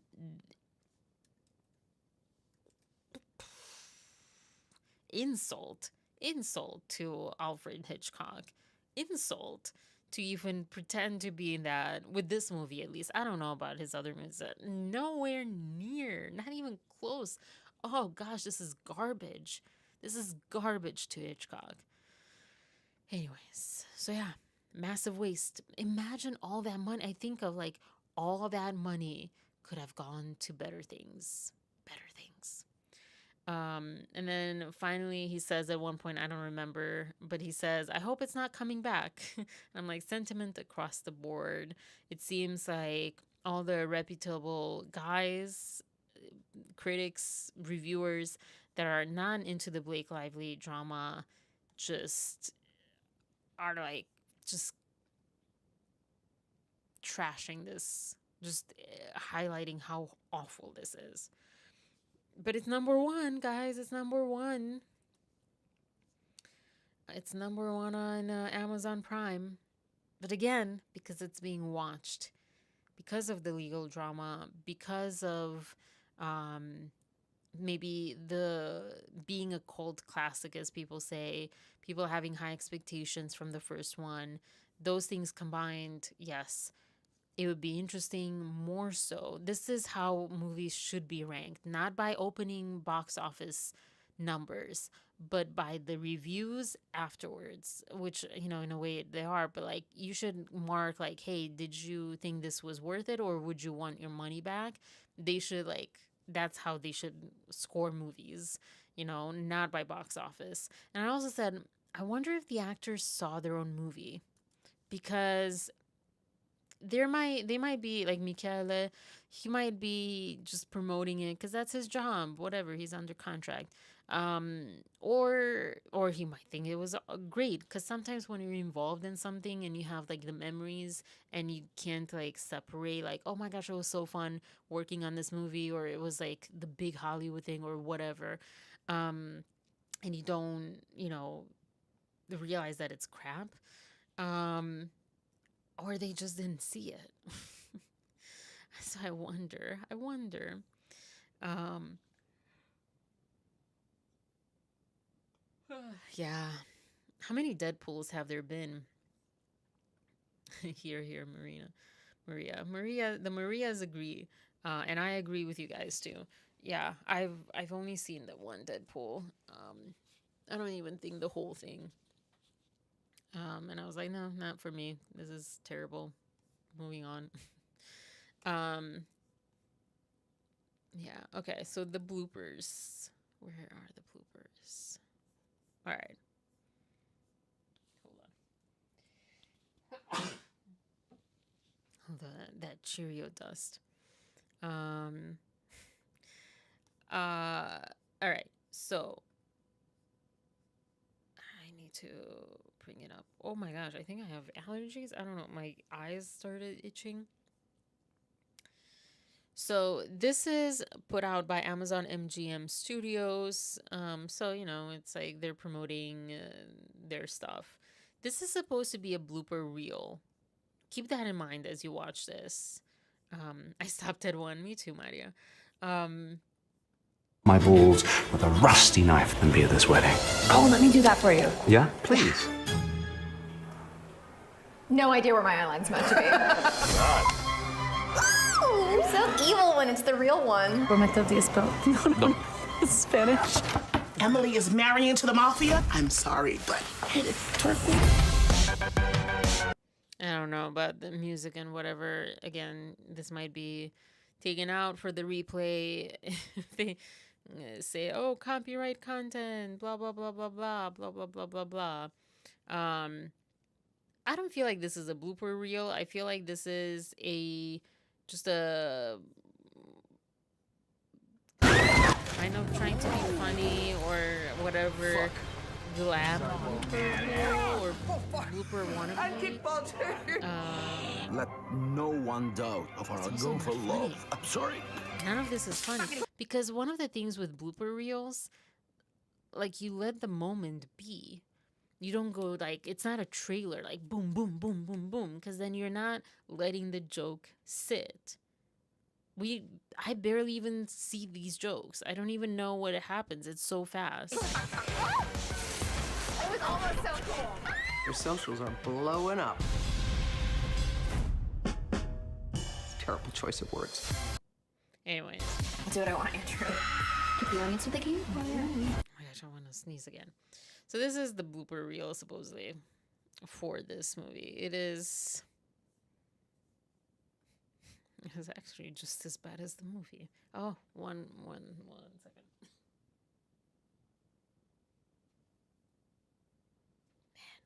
All right. And this is more of a common blooper reel. This is one of the Jane the Virgin's ones that I watched back at the beginning of this whole crazy mess. Not saying this is the best of the best, but this is what I have right now. Nope. We'll get the lane right. Please, Rogelio, just...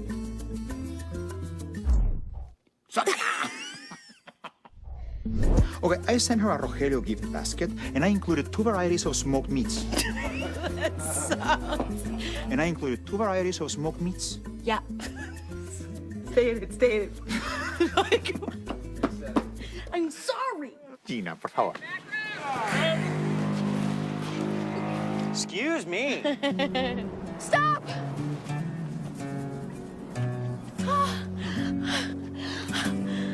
I love... The moment you turn around, embody everything that you are. Action! I'm doing sounds of desperation. He's got a ladybug on him. Oh wait, make a wish. That's John's lady. I wish for season 2. Is that a hold on? Well, I got a burp. That's not gonna be cute. Perfect. Gina, I can see his fangs. I mean, these guys here. It's my relatability factor. She's a Golden Globe wish. I just want to make sure that you were fans. I don't know. Sorry, I got distracted because I love watching these. But this is more like a blooper reel. Not saying, obviously they have a show, so it's like, I don't think there's more, but it might be more because that's maybe all that Another Simple Favor had, just those clips, because probably they didn't have that much fun on it. I don't know. It just, like I said, it seems to me that being on sets around Blake Lively is not a cup of tea. It's not enjoyable. You kind of have to walk on eggshells. And to the thing that I talked about as far as like her and Michaela bonding over the stick humor joke thing, yeah, I would not want to be anywhere near Blake. I don't know. She needs therapy. Allowance is made for fair use. Yeah. Well, the thing is with fair use and all that stuff, you can, thank you, Palaver Girl, for the bless you. God bless. The thing with that is if I do get a copyright thing, I have to like appeal it, and then,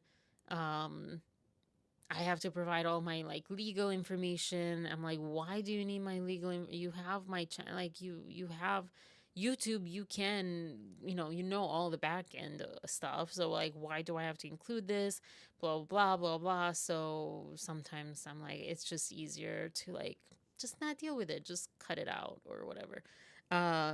It's annoying because I'm like, you clearly see that this is a commentary. And sometimes I drag it on like this one a little too long, but yeah. Anyways, I know that many people who do reaction channels like struggle with that, because they get very, very, very nitpicky. Like you have like 3 seconds. Yeah. So maybe someone will sue YouTube on that and win a little bit more leeway on this. I was thinking of that with music. I love sharing music, and it's really weird, excuse me, when I do my vlogs especially, or anything else, like I would want to include music. I like everything that I love is like with music, like real music, not copyright free music, which is also real music but different, and when you're like in person and your friends and or family or whatever, and you're gathered around, you don't like, oh, let me put some copyright free music on for this party. So it's really annoying with that. Like, I don't know, they need to do a better job with that. Anyways, so it helps your appeal if you get dinged. Oh, the little thing, yeah. I'll have to like screenshot it. I mean, like, obviously I'm not gonna include your name or anything, but like do the research on that. Darn it, I just screenshot it and just didn't go anywhere. Okay. All right. So yeah, sometimes I get very like, I'm still waiting for my direct deposit, or for my deposit for my apartment. They sent it in mid-April after they weren't going to even send it. And I'm like, my friend actually helped me know my rights with that. Like, oh, I can get double if you're not going to send it. And I provide, like, there's no reason, I didn't violate anything in the contract to say, like, oh, no. So, yeah, I'm like, do you want me to take you to court? Because I don't want to, but I can get argumentative. I can get there if you push me. So, yeah. And I also was thinking, like, how many people didn't get their deposit because they just didn't check in. They just forgot about it, or they moved countries, or whatever, states, whatever. All right. So these bloopers now,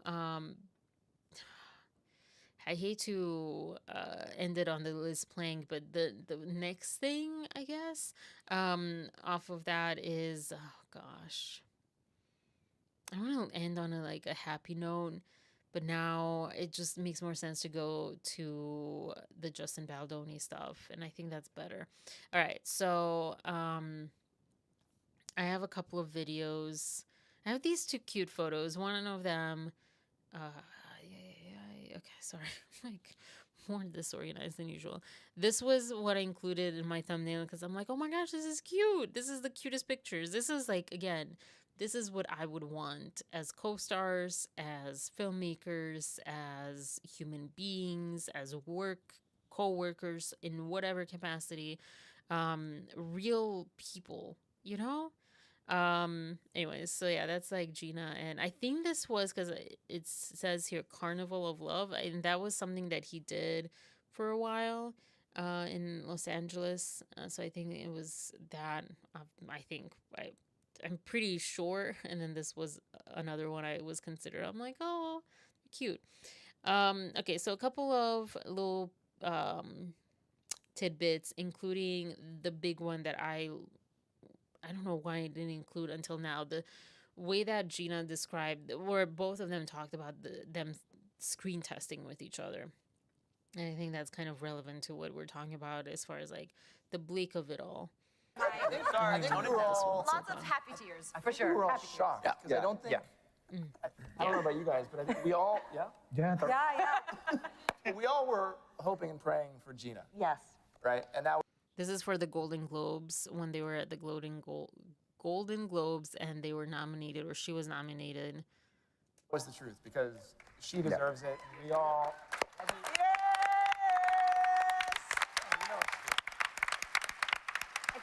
And I think I speak for everybody when I say that when you're in a scene with Gina, it makes you better. Oh, yes. It's the way that it is. Whoa, that's a... No, but it's true. A slap.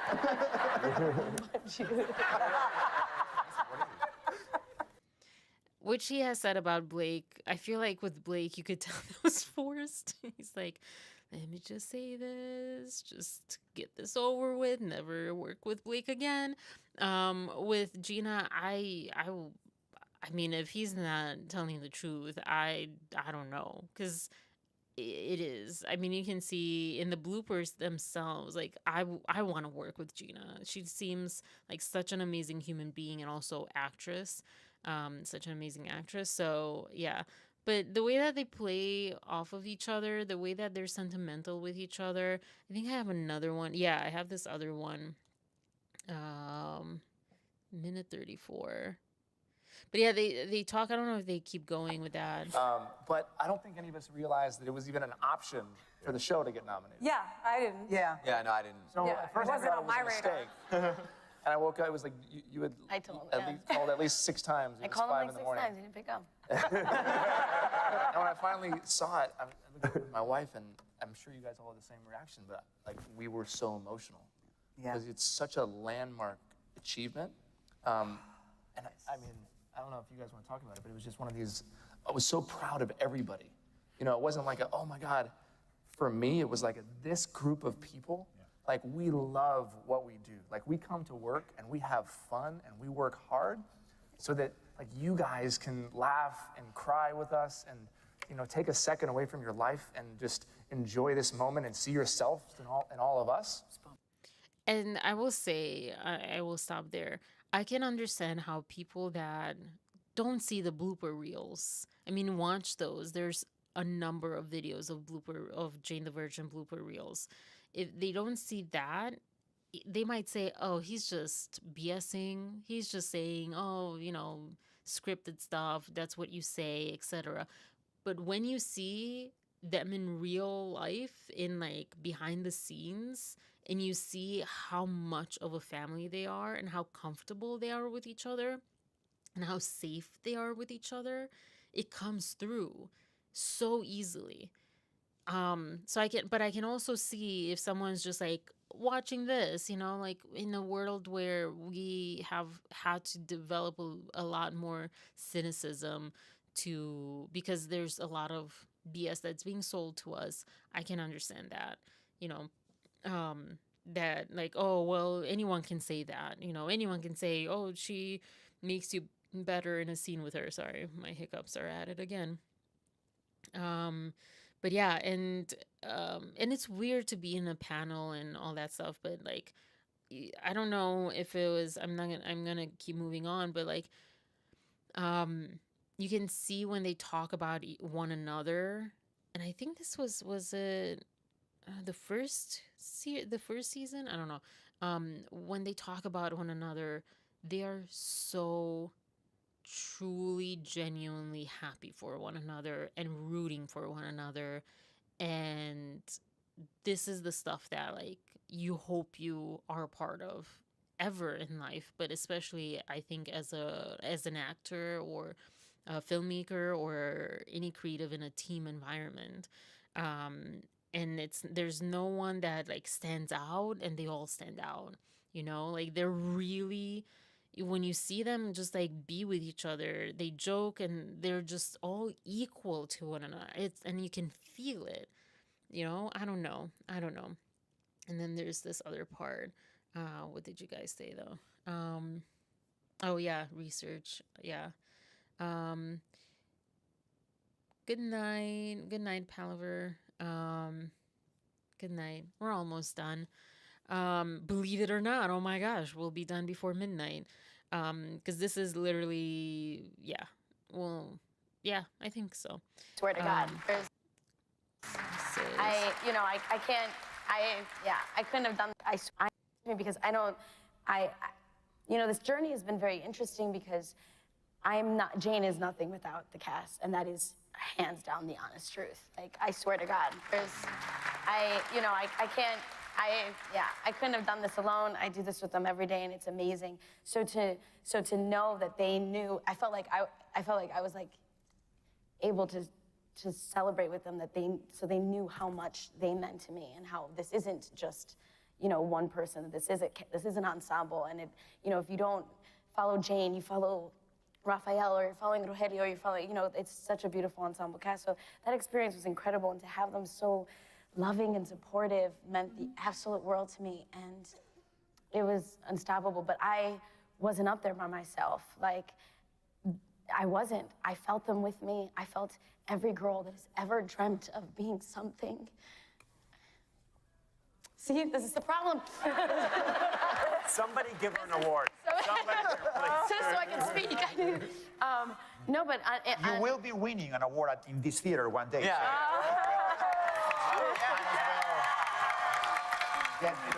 I just showed that, I mean, for the emotionality, she speaks again about how supportive they are of one another, but I mean, selfishly, not selfishly for me, but selfishly as far as like the topics that we talk about and Justin's being our like main focus, like how again he's rubbing her back, which I thought, oh my gosh, Blake would twist this so much.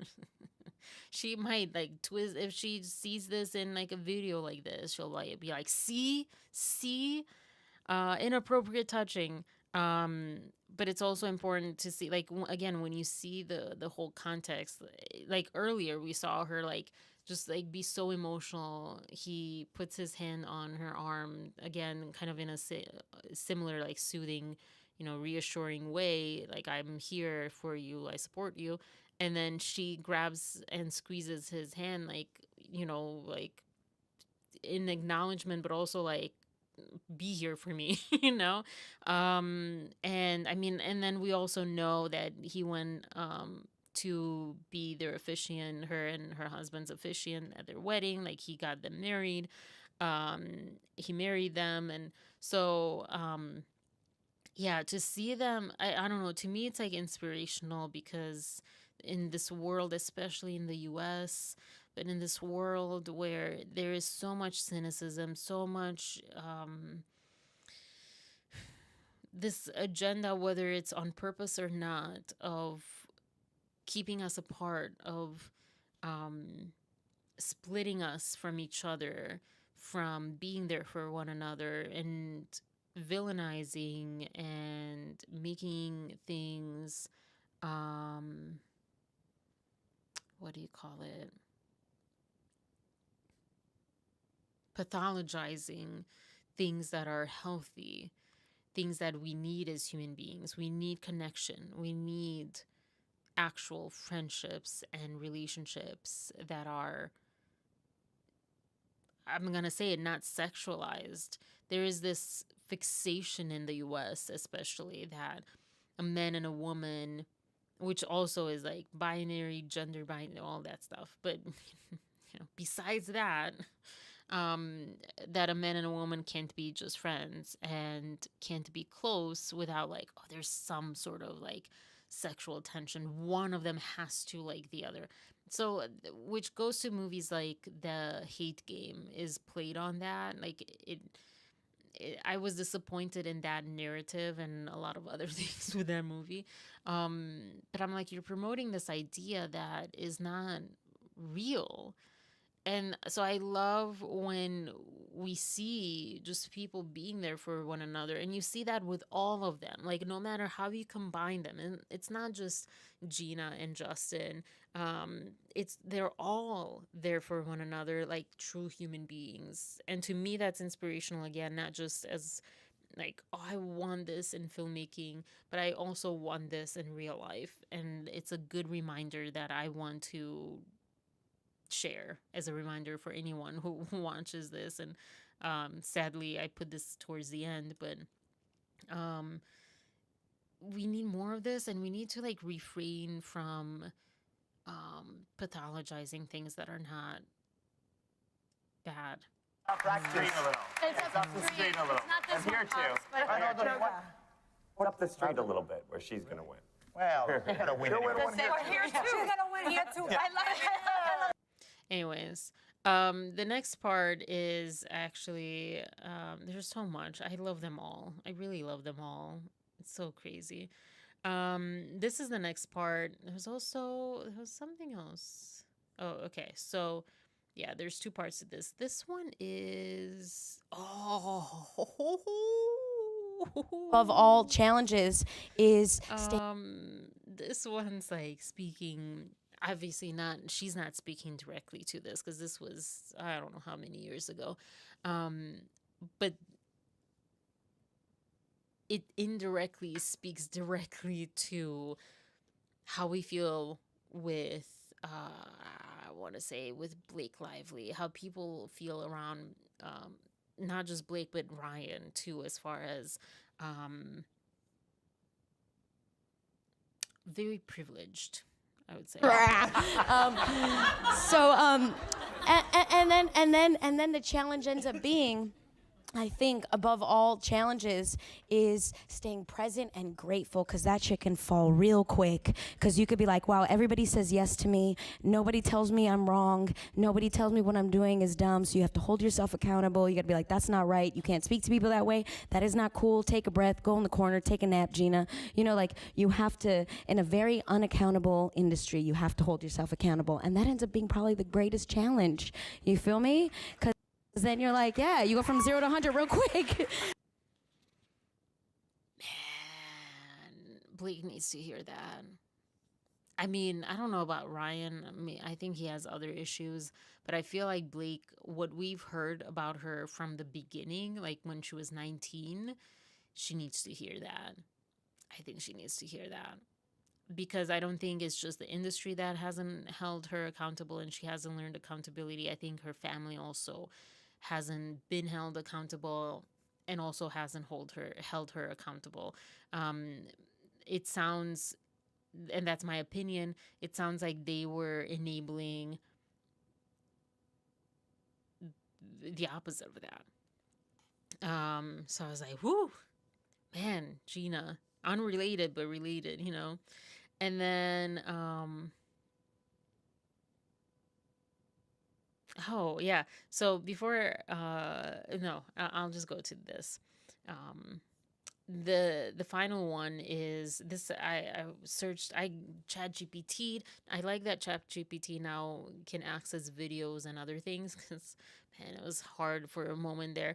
So I'm like, I know there's this video, I just don't remember what video, but it was a Jane the Virgin panel and they were talking about this. So I think I started at the right time. This is about their screen test together.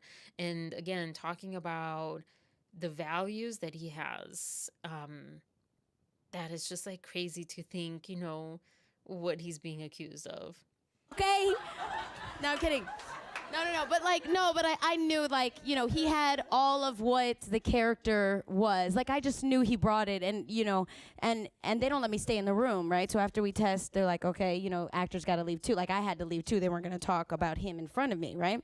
So I leave with him, and Justin and I go to another room to sit down and talk to each other. That's when it all happened. No, kidding. No, so we sat down and we started talking about like love and appreciation and using your art for good and for change and for a purpose. And I was like, oh, dude, I was like, that's what I'm about. You know what I'm saying? Like, that's what I want to be about. And he's like, yeah, that's what you want to be about. I was like, yeah, that's what I'm trying to be about. You know, and I was like, I have a feeling you're going to get this. And he was like, oh, you don't even know that. I was like, I have a feeling you're going to get this. And when you get this, we got to make sure that that's all we have the entire time. And he was like, down. They walked out and they were like, it's you. And then we were like, baby, baby!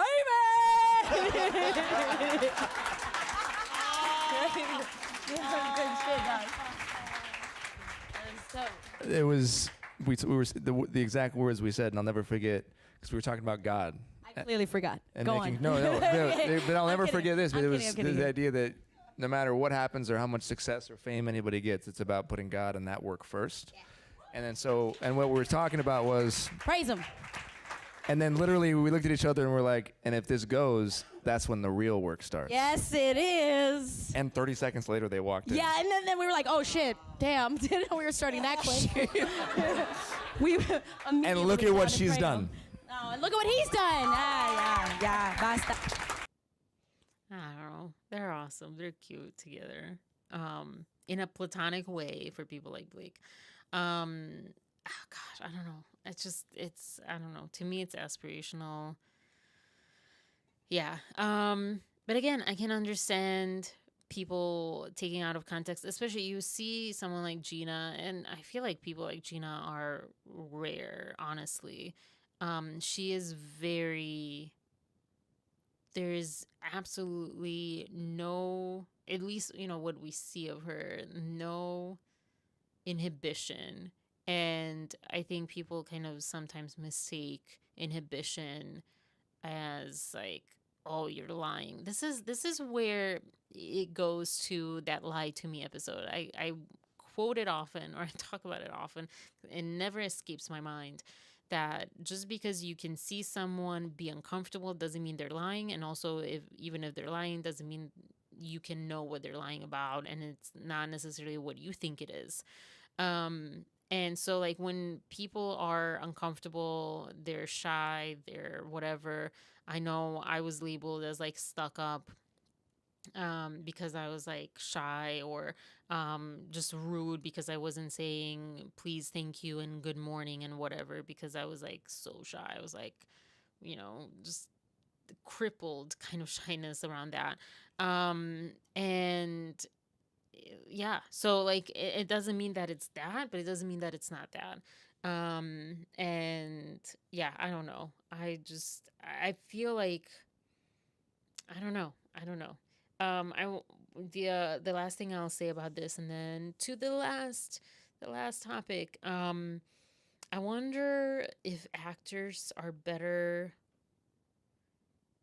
I phrase it, are better humans on set if they've directed. Because in one of the moments that they were talking about, I think he talked about how he had been a director for a long time before that, or, you know, quite a few projects before that. And to come, and because he had said when he got Jane the Virgin, he had given up on acting because no one wanted to hire him except to be like the, you know, stud or whatever, and not like actual roles. And so he gave up on that, and then he got this, which was also ironically kind of starting that way, but it ended up really fulfilling, and a lot more like prime, you know, acting. And uh it just like kind of prompted that, because when you've been on the crew side, I feel like especially the director acting situation, where you know how your choices affect that other person's job, and vice versa. When you've been an actor and you've become a director, you know what the actor needs and how you can negatively or positively affect the actor, and the other way around. Um, you might have like a better appreciation and less entitlement and less ignorance to that. So yeah, that was just a kind of an afterthought. But yeah, I don't know. I could watch them all day, and I hate that, you know, it's not on any of the freaking millions of streaming channels that exist out there. Jane the Virgin, I mean.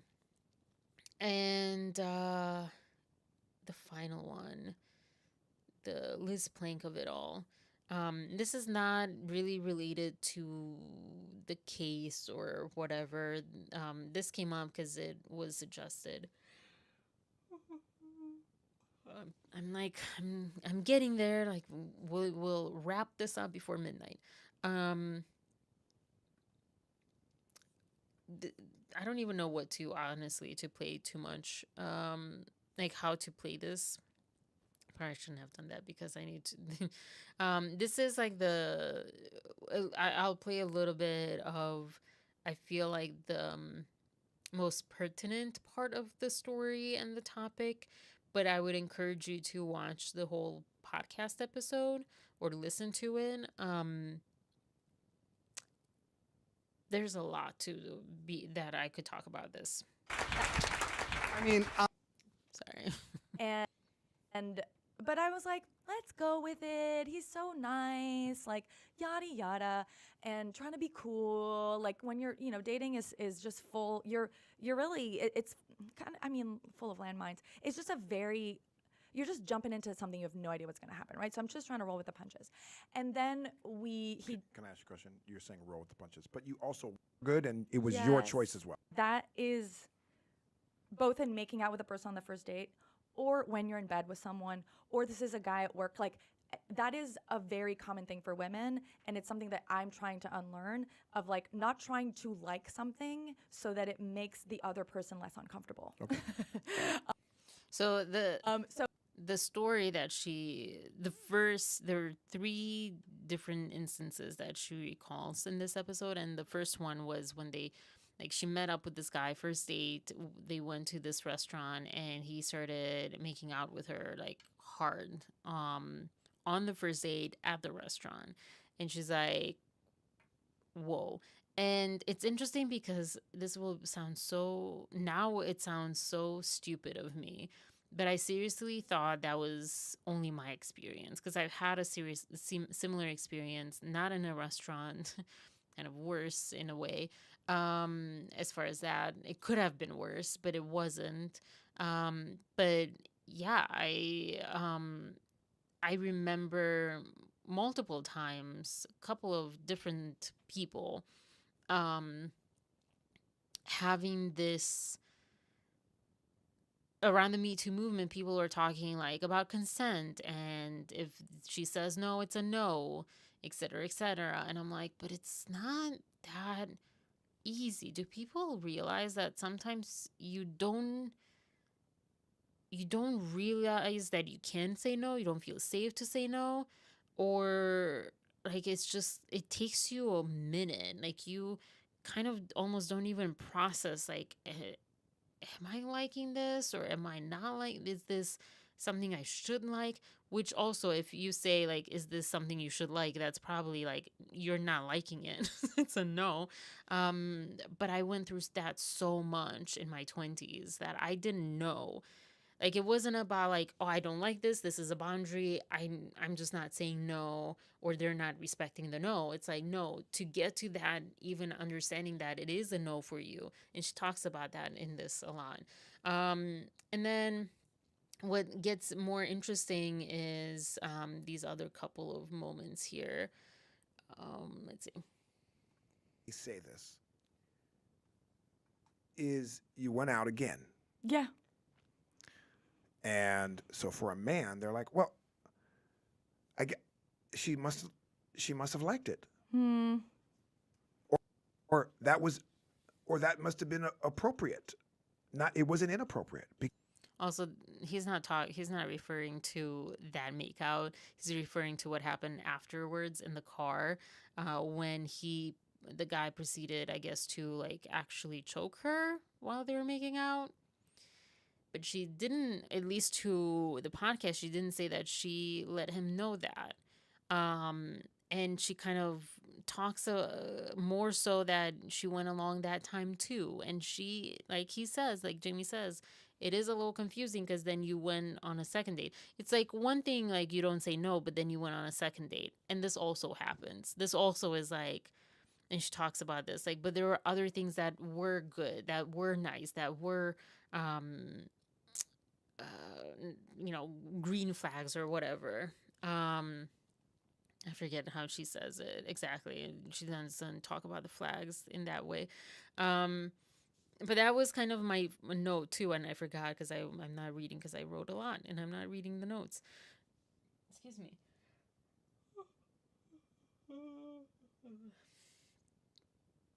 What am I saying in that one? I don't know. Oh, okay. Yeah. So I said boundaries. You're responsible for your own boundaries. This is not to say that the perpetrators are not responsible, that you cannot be a victim regardless.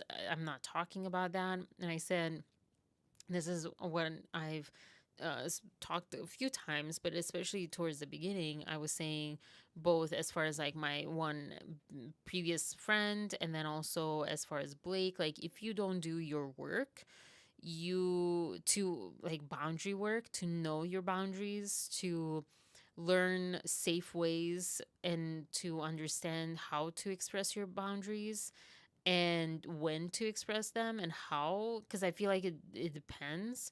You know, for example, okay, she didn't feel maybe safe to say it in the moment, or she didn't register it, or she felt like, okay, but then also express it the next day and feel safe, like at a distance, like, okay, they're not in my space right now. I can safely say, I don't want to see you again, you know, in however way that goes.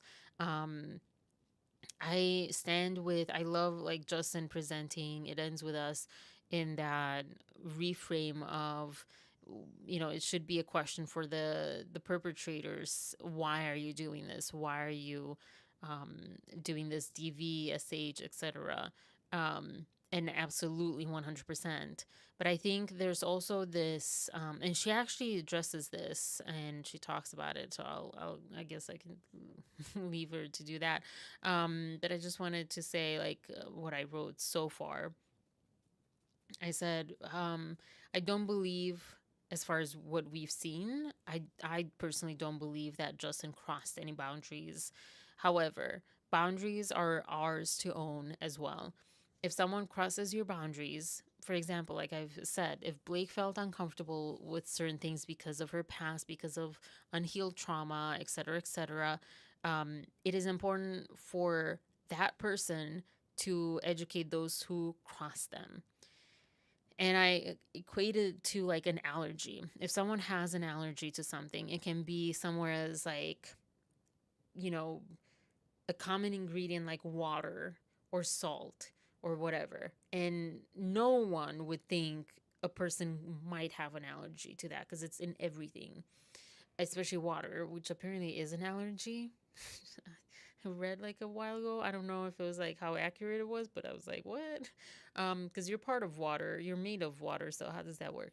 Anyways, so you have that to something like I put echinacea, echinacea. I don't know how you pronounce it in English. Something like that's like really out there. That's not as common in ingredients of everyday food. Then people might be more expected to ask, you know, hey, are you allergic to this? Or, you know, be more wary or cautious when baking with that or cooking with that or whatever. Anywhere in between, it is still up to the person that has the allergy to alert the other person, hey, I have this allergy. Because there is no way for the other person to imagine or to know. So that's kind of, I equate it to that. It's not that it's not the responsibility of the person to be mindful and to not do things and to know what's bad and what's good and what not to do. It is not that. But it is also important with things like hugging or things that Blake was mentioning, not so much like, but even making out on the first date. Some people would be into that, some people don't. Yeah, we didn't make out on our first date. And actually, like, he dropped points because he kissed me on the first date. I'm like, oh, like he was like raising in points. I don't have a point system, but I kind of in that day, I would say, looking back, like he was like gaining, like, oh yeah, I like him. He's doing like the best things, etc. My ex, and then he kissed me. I was like, because I'm like, darn it. He's like all of them. But you know, but that was like also based on my own trauma and my own radar of like what it meant. To some people, a kiss on the first date, especially it wasn't a makeout kiss, it was just a kiss. A kiss on the first date is like, that's a good sign, and it's a bad sign if you don't. So things like that, it's like it is your responsibility to say. And I didn't say this, I did say it later actually, but I didn't, not much later, I think pretty fast. But yeah, it's the responsibility of the person saying, no, I actually don't want this, especially in a moment or even after. But yeah, so what else do I have? Yeah, the responsibility of the victims is not to take away from the responsibility of the perpetrators. But it is also not inexistent. There I go with double negatives and things. And there are blatantly wrong things, and disrespecting consent is wrong. And there are things that you can assume it's a safe bet to say, to need to ask, like, hey, are you okay with this? Do you like this? Do you not like this? Etc. Or just to not do ever. and that's a whole other story. But like with the more like, you know, in between things, yeah. But also like even with extreme things, like you need to have your agency to that. Like, and it's hard. And I think this whole episode and my experience as a woman too, like it can be very difficult. There are certain, not countries, there are certain, excuse me, cultures, and I would say Romanians, Eastern Europeans, they have tough women. I I'm from there. I was born there, but I was not brought up that way. So I find it definitely hard to express boundaries, to not feel like I'm inconveniencing the other person without boundaries, etc. Kind of. I guess, yeah, sort of. Not exactly, but kind of. um, I definitely don't go on the second date necessarily if something like that happens. But again, I don't know. Like, I don't know. She was describing something that was more like it was like red, like all just red flags. It wasn't just like that. It was like just this guy on. They just went on 2 or 3 dates, and he like would show up with a lot of gifts. I'm like love bombing. Like what is going on? Oh girl. But yeah. Let's move on to what she says. Because she's seeing me again. Oh, yeah, yeah, yeah. So this, and then this next clip. I think there's a lot of different categories of people. I think there's men that are just clear, behave in monster ways. Mm-hmm. They should not be allowed around women alone. I think most people are not that. Most people are good, decent people who do not want to hurt women, Yeah. who like sex, might like being rough, not rough, might like passionate sex. Mm-hmm. Or rough. Some people. Yeah, do. I'm not trying to judge Yeah, it yeah. like the wrong terminology. And that would not do it if there were conversations. If there was like, if you're out with a girl and you did something that was crossing a boundary Mm-hmm. that you didn't necessarily think was a boundary. Sure. But after she says to you, yo, Jamey, I'm not into you putting your hand on my neck. Yeah. Like, I'm not saying that you were trying to like kill me or hurt me or something like that. Maybe it's something you're into. That doesn't work for me. Or that's too soon or whatever. Then Jamie's like, oh my God, I'm so sorry. I thought that was an appropriate move in that moment and so sorry. Mm-hmm. And then you get to see a difference. Obviously in this guy's case, that's not the case. So I'm only using an example for other conversations. That would be helpful maybe Yes. oftentimes because then good guys that cross the line are not now labeled as something. Yeah. And that man can hear that and be like, oh yeah, these things have impact, bro. And this I kind of included because there's a big conversation of something that Blake recently said. Oh, what was it? Oh, it was not recently, it was in her complaint about her father and how Justin was crossing her boundary by speaking about her late father, and he kept pushing is the words she used. He didn't like back down. He kept pushing when she said, "Oh, tell him he owes me $40."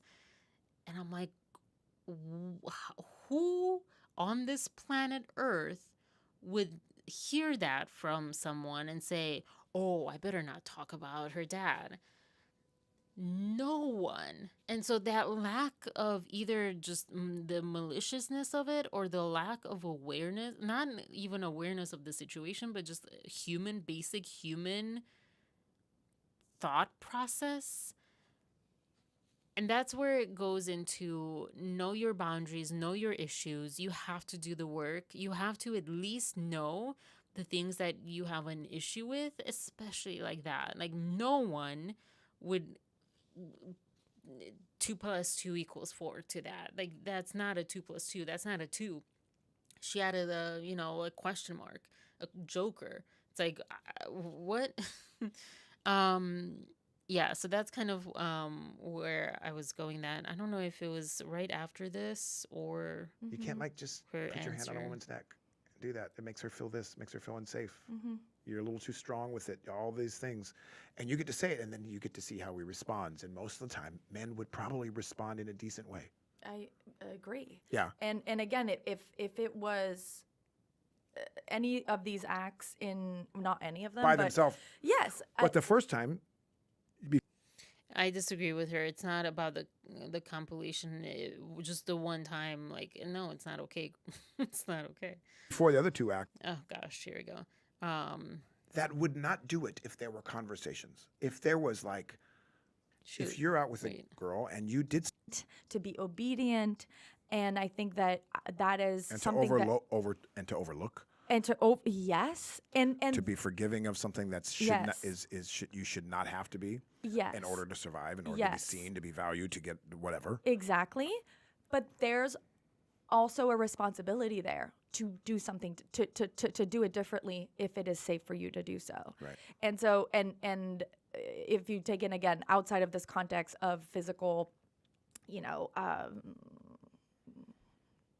whatever you want to call it, that can turn into like this martyr complex of like, you don't treat me well, and like, you don't do anything for me, or this guy did this, and are you standing up for yourself though? Because I think that's the other side of it, of we talk a lot about what men can do differently, and obviously we've laid out a lot of different things in this episode, but I do think that women need to be just like more assertive and connected to their bodies and themselves when something doesn't feel right, and to say it and not be polite and be obedient.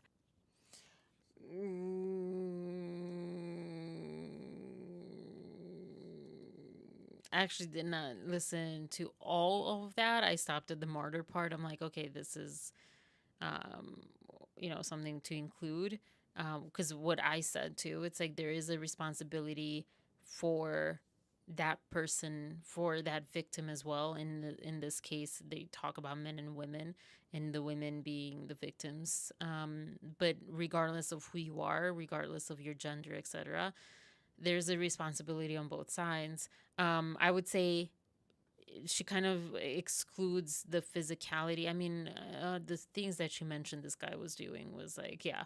But again, it was her responsibility to not go on a second or third or whatever date, and to also say no. Like, she did stop a very inappropriate moment on the second or third whatever date.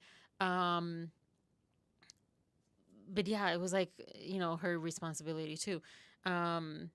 But she talks, what did she just say? Sorry, I already forgot.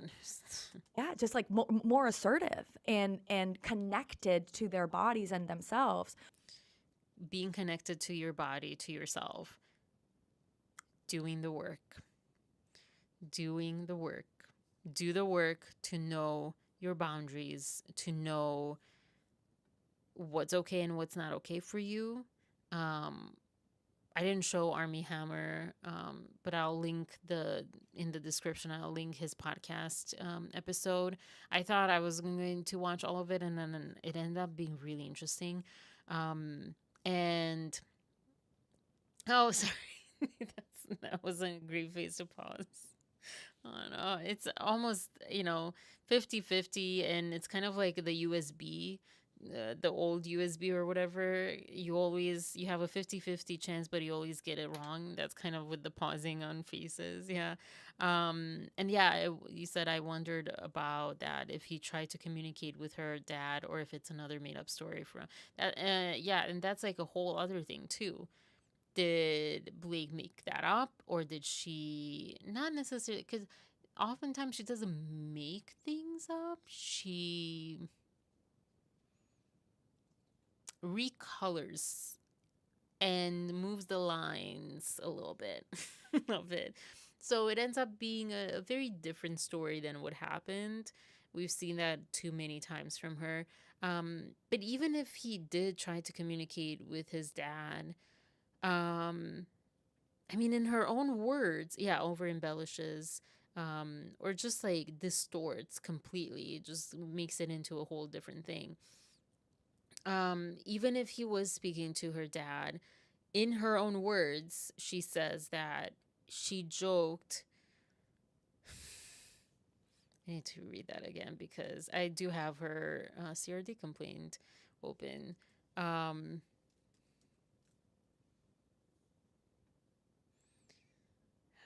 hold on.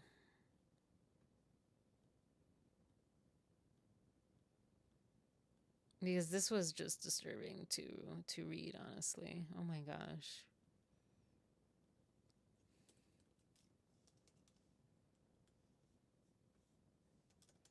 I think it was not okay, sorry. It wasn't in the original one. It was in the new one.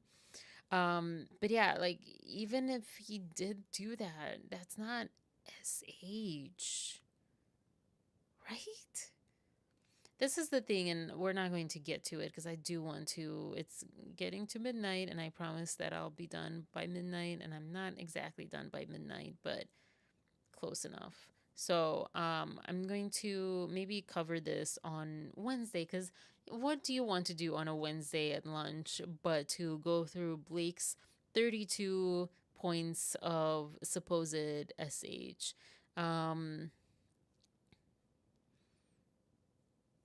I want to just quickly find this, though, to wrap this up. Gosh darn it. Where is her complaint? Oh, man. Her, like, what do you call it? Amended complaint.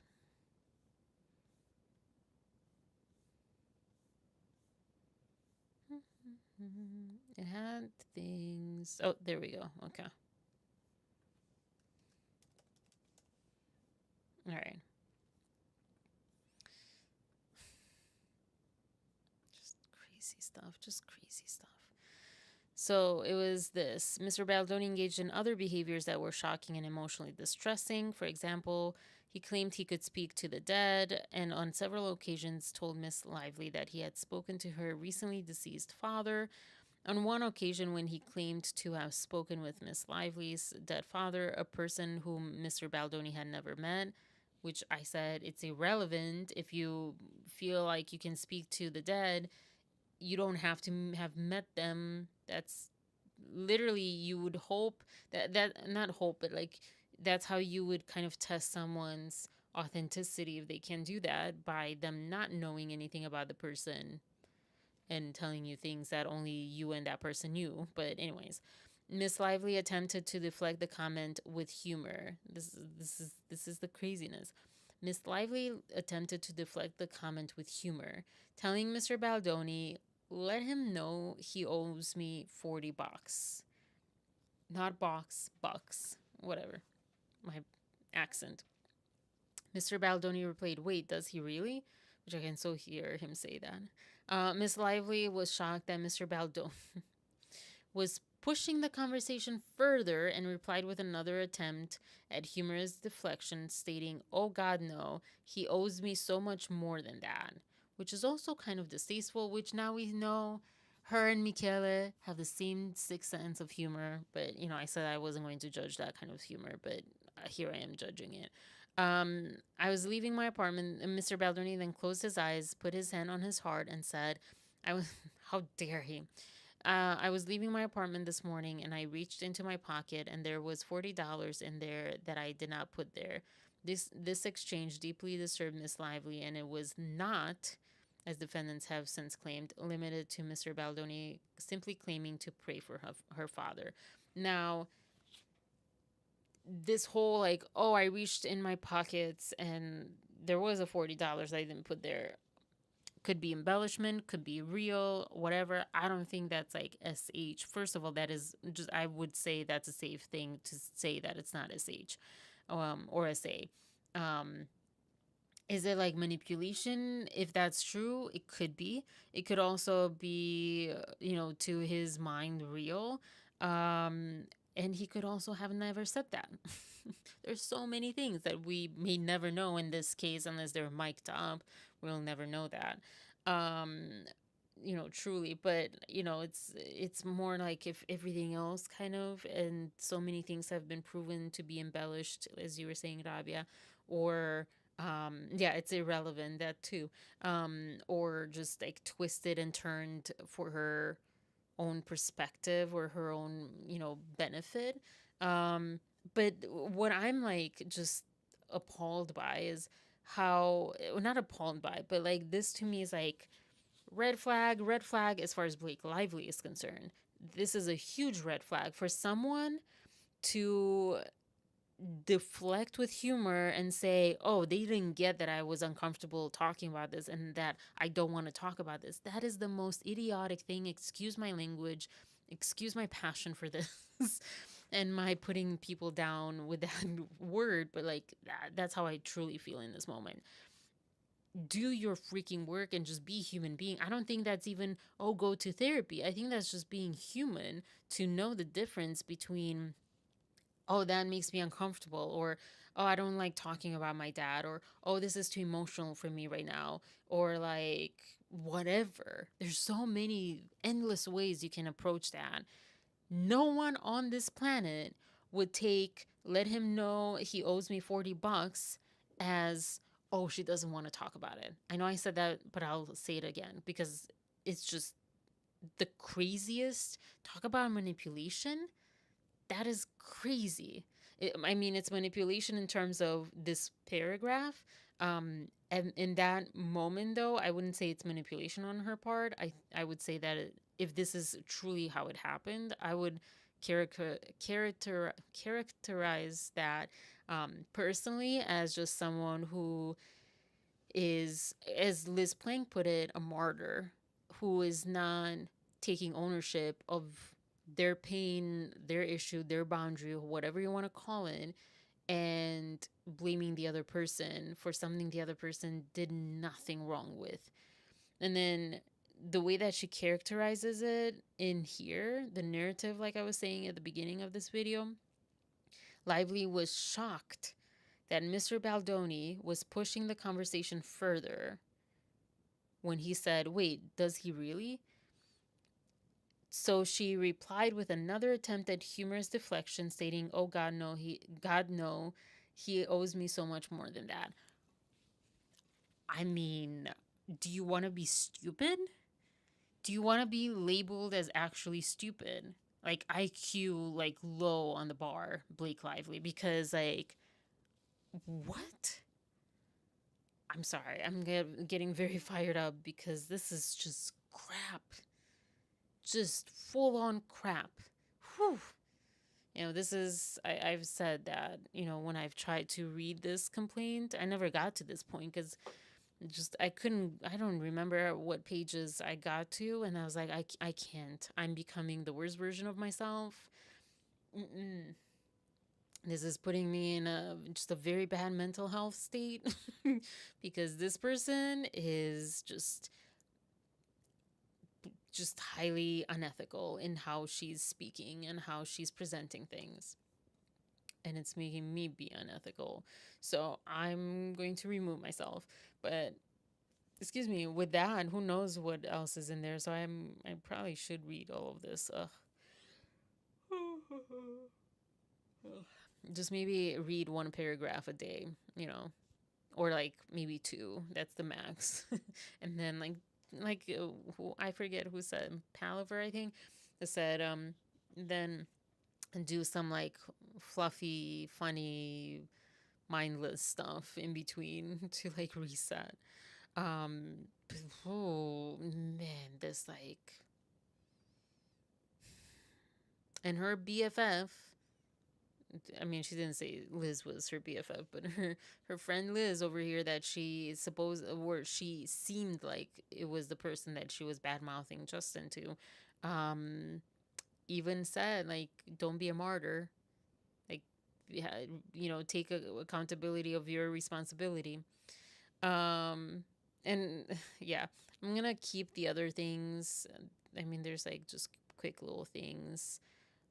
For Wednesday at noon, I'm gonna come back on for a live on Wednesday, And then, ooh, there's a new romance movie with Chris Evans, I think. Maybe not. I don't know. I saw his movie that he, I think, wrote and directed. Let's hold on. I will end on this note. I want to give him a shout out if this is true. This is what Blake should have done. You know, because Chris Evans became famous with Captain America, right? I don't think I'm wrong to state that. And yeah, okay. So this is the movie that I saw. Before you go, stop freaking, just get out of the freaking way. Okay. Before we go, it was in 2014, and I want to say that it was what it felt like was he didn't write it, I guess, but he directed it.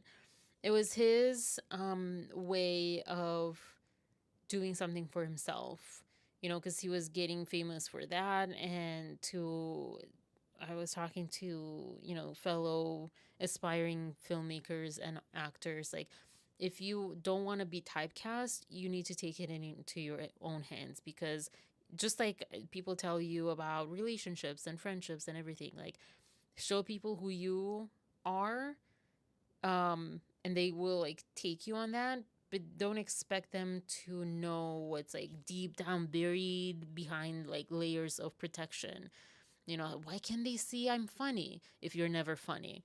So I actually watched this and I thought it was a breath of fresh air, to be honest. If you've not seen this movie, I would recommend it. It was a good movie.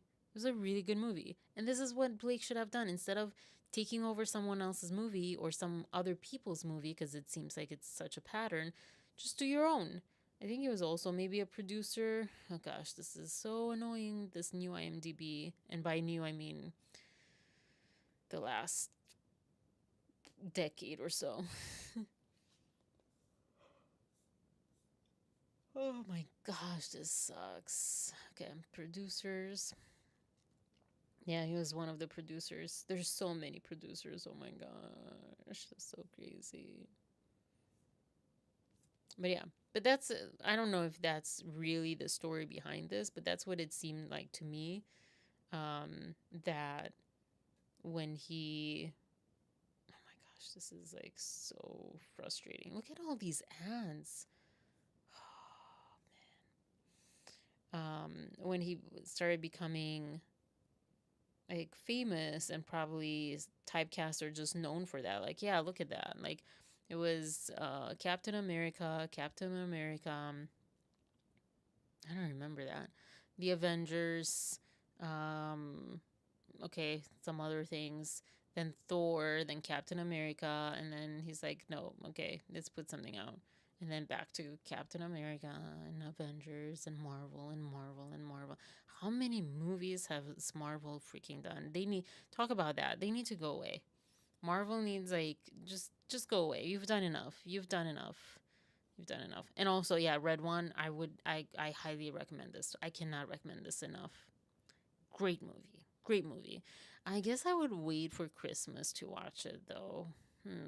If you haven't watched it. I hope they do a second one, which might not be great, but I would still watch it. I loved this. I loved it. I've talked about it in a vlog. Like, we were in a fight, my ex and I, and we went to this movie. We walked out. Our love was renewed. We were like in such a good mood.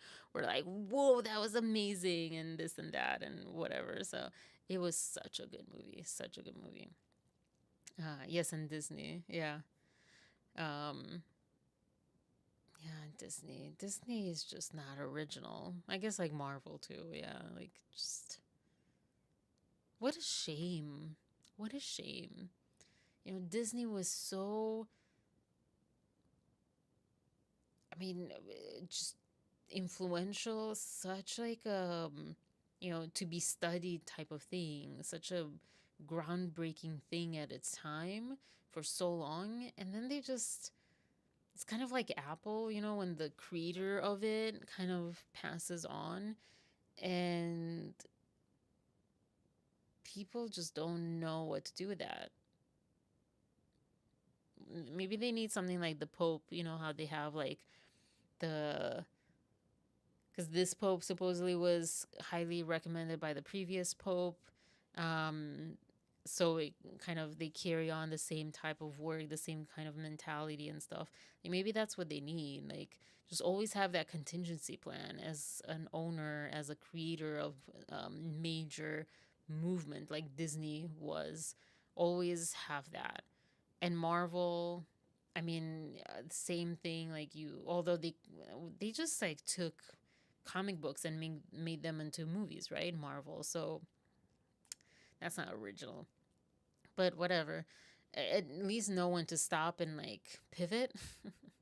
But people still go and watch these. So yeah. Anyways.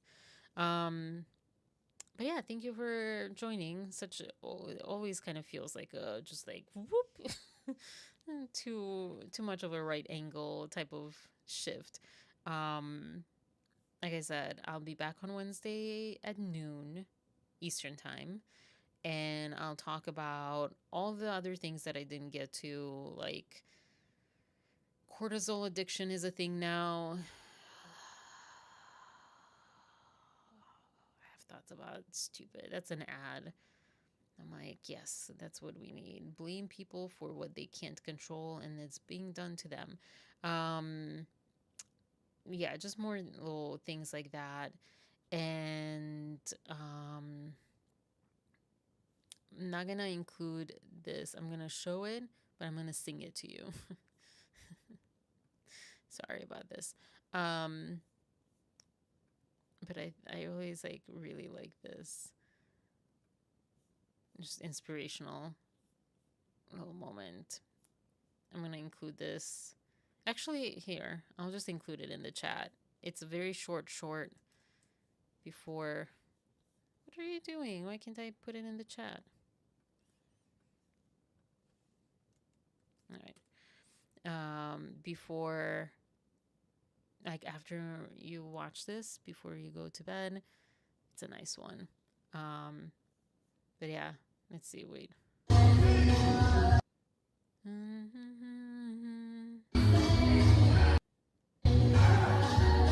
Oh shoot. Te amo, te amo. Na, na, na, na, na, na, na, na. Okay, I don't remember the words. It's the Rihanna Te Amo song.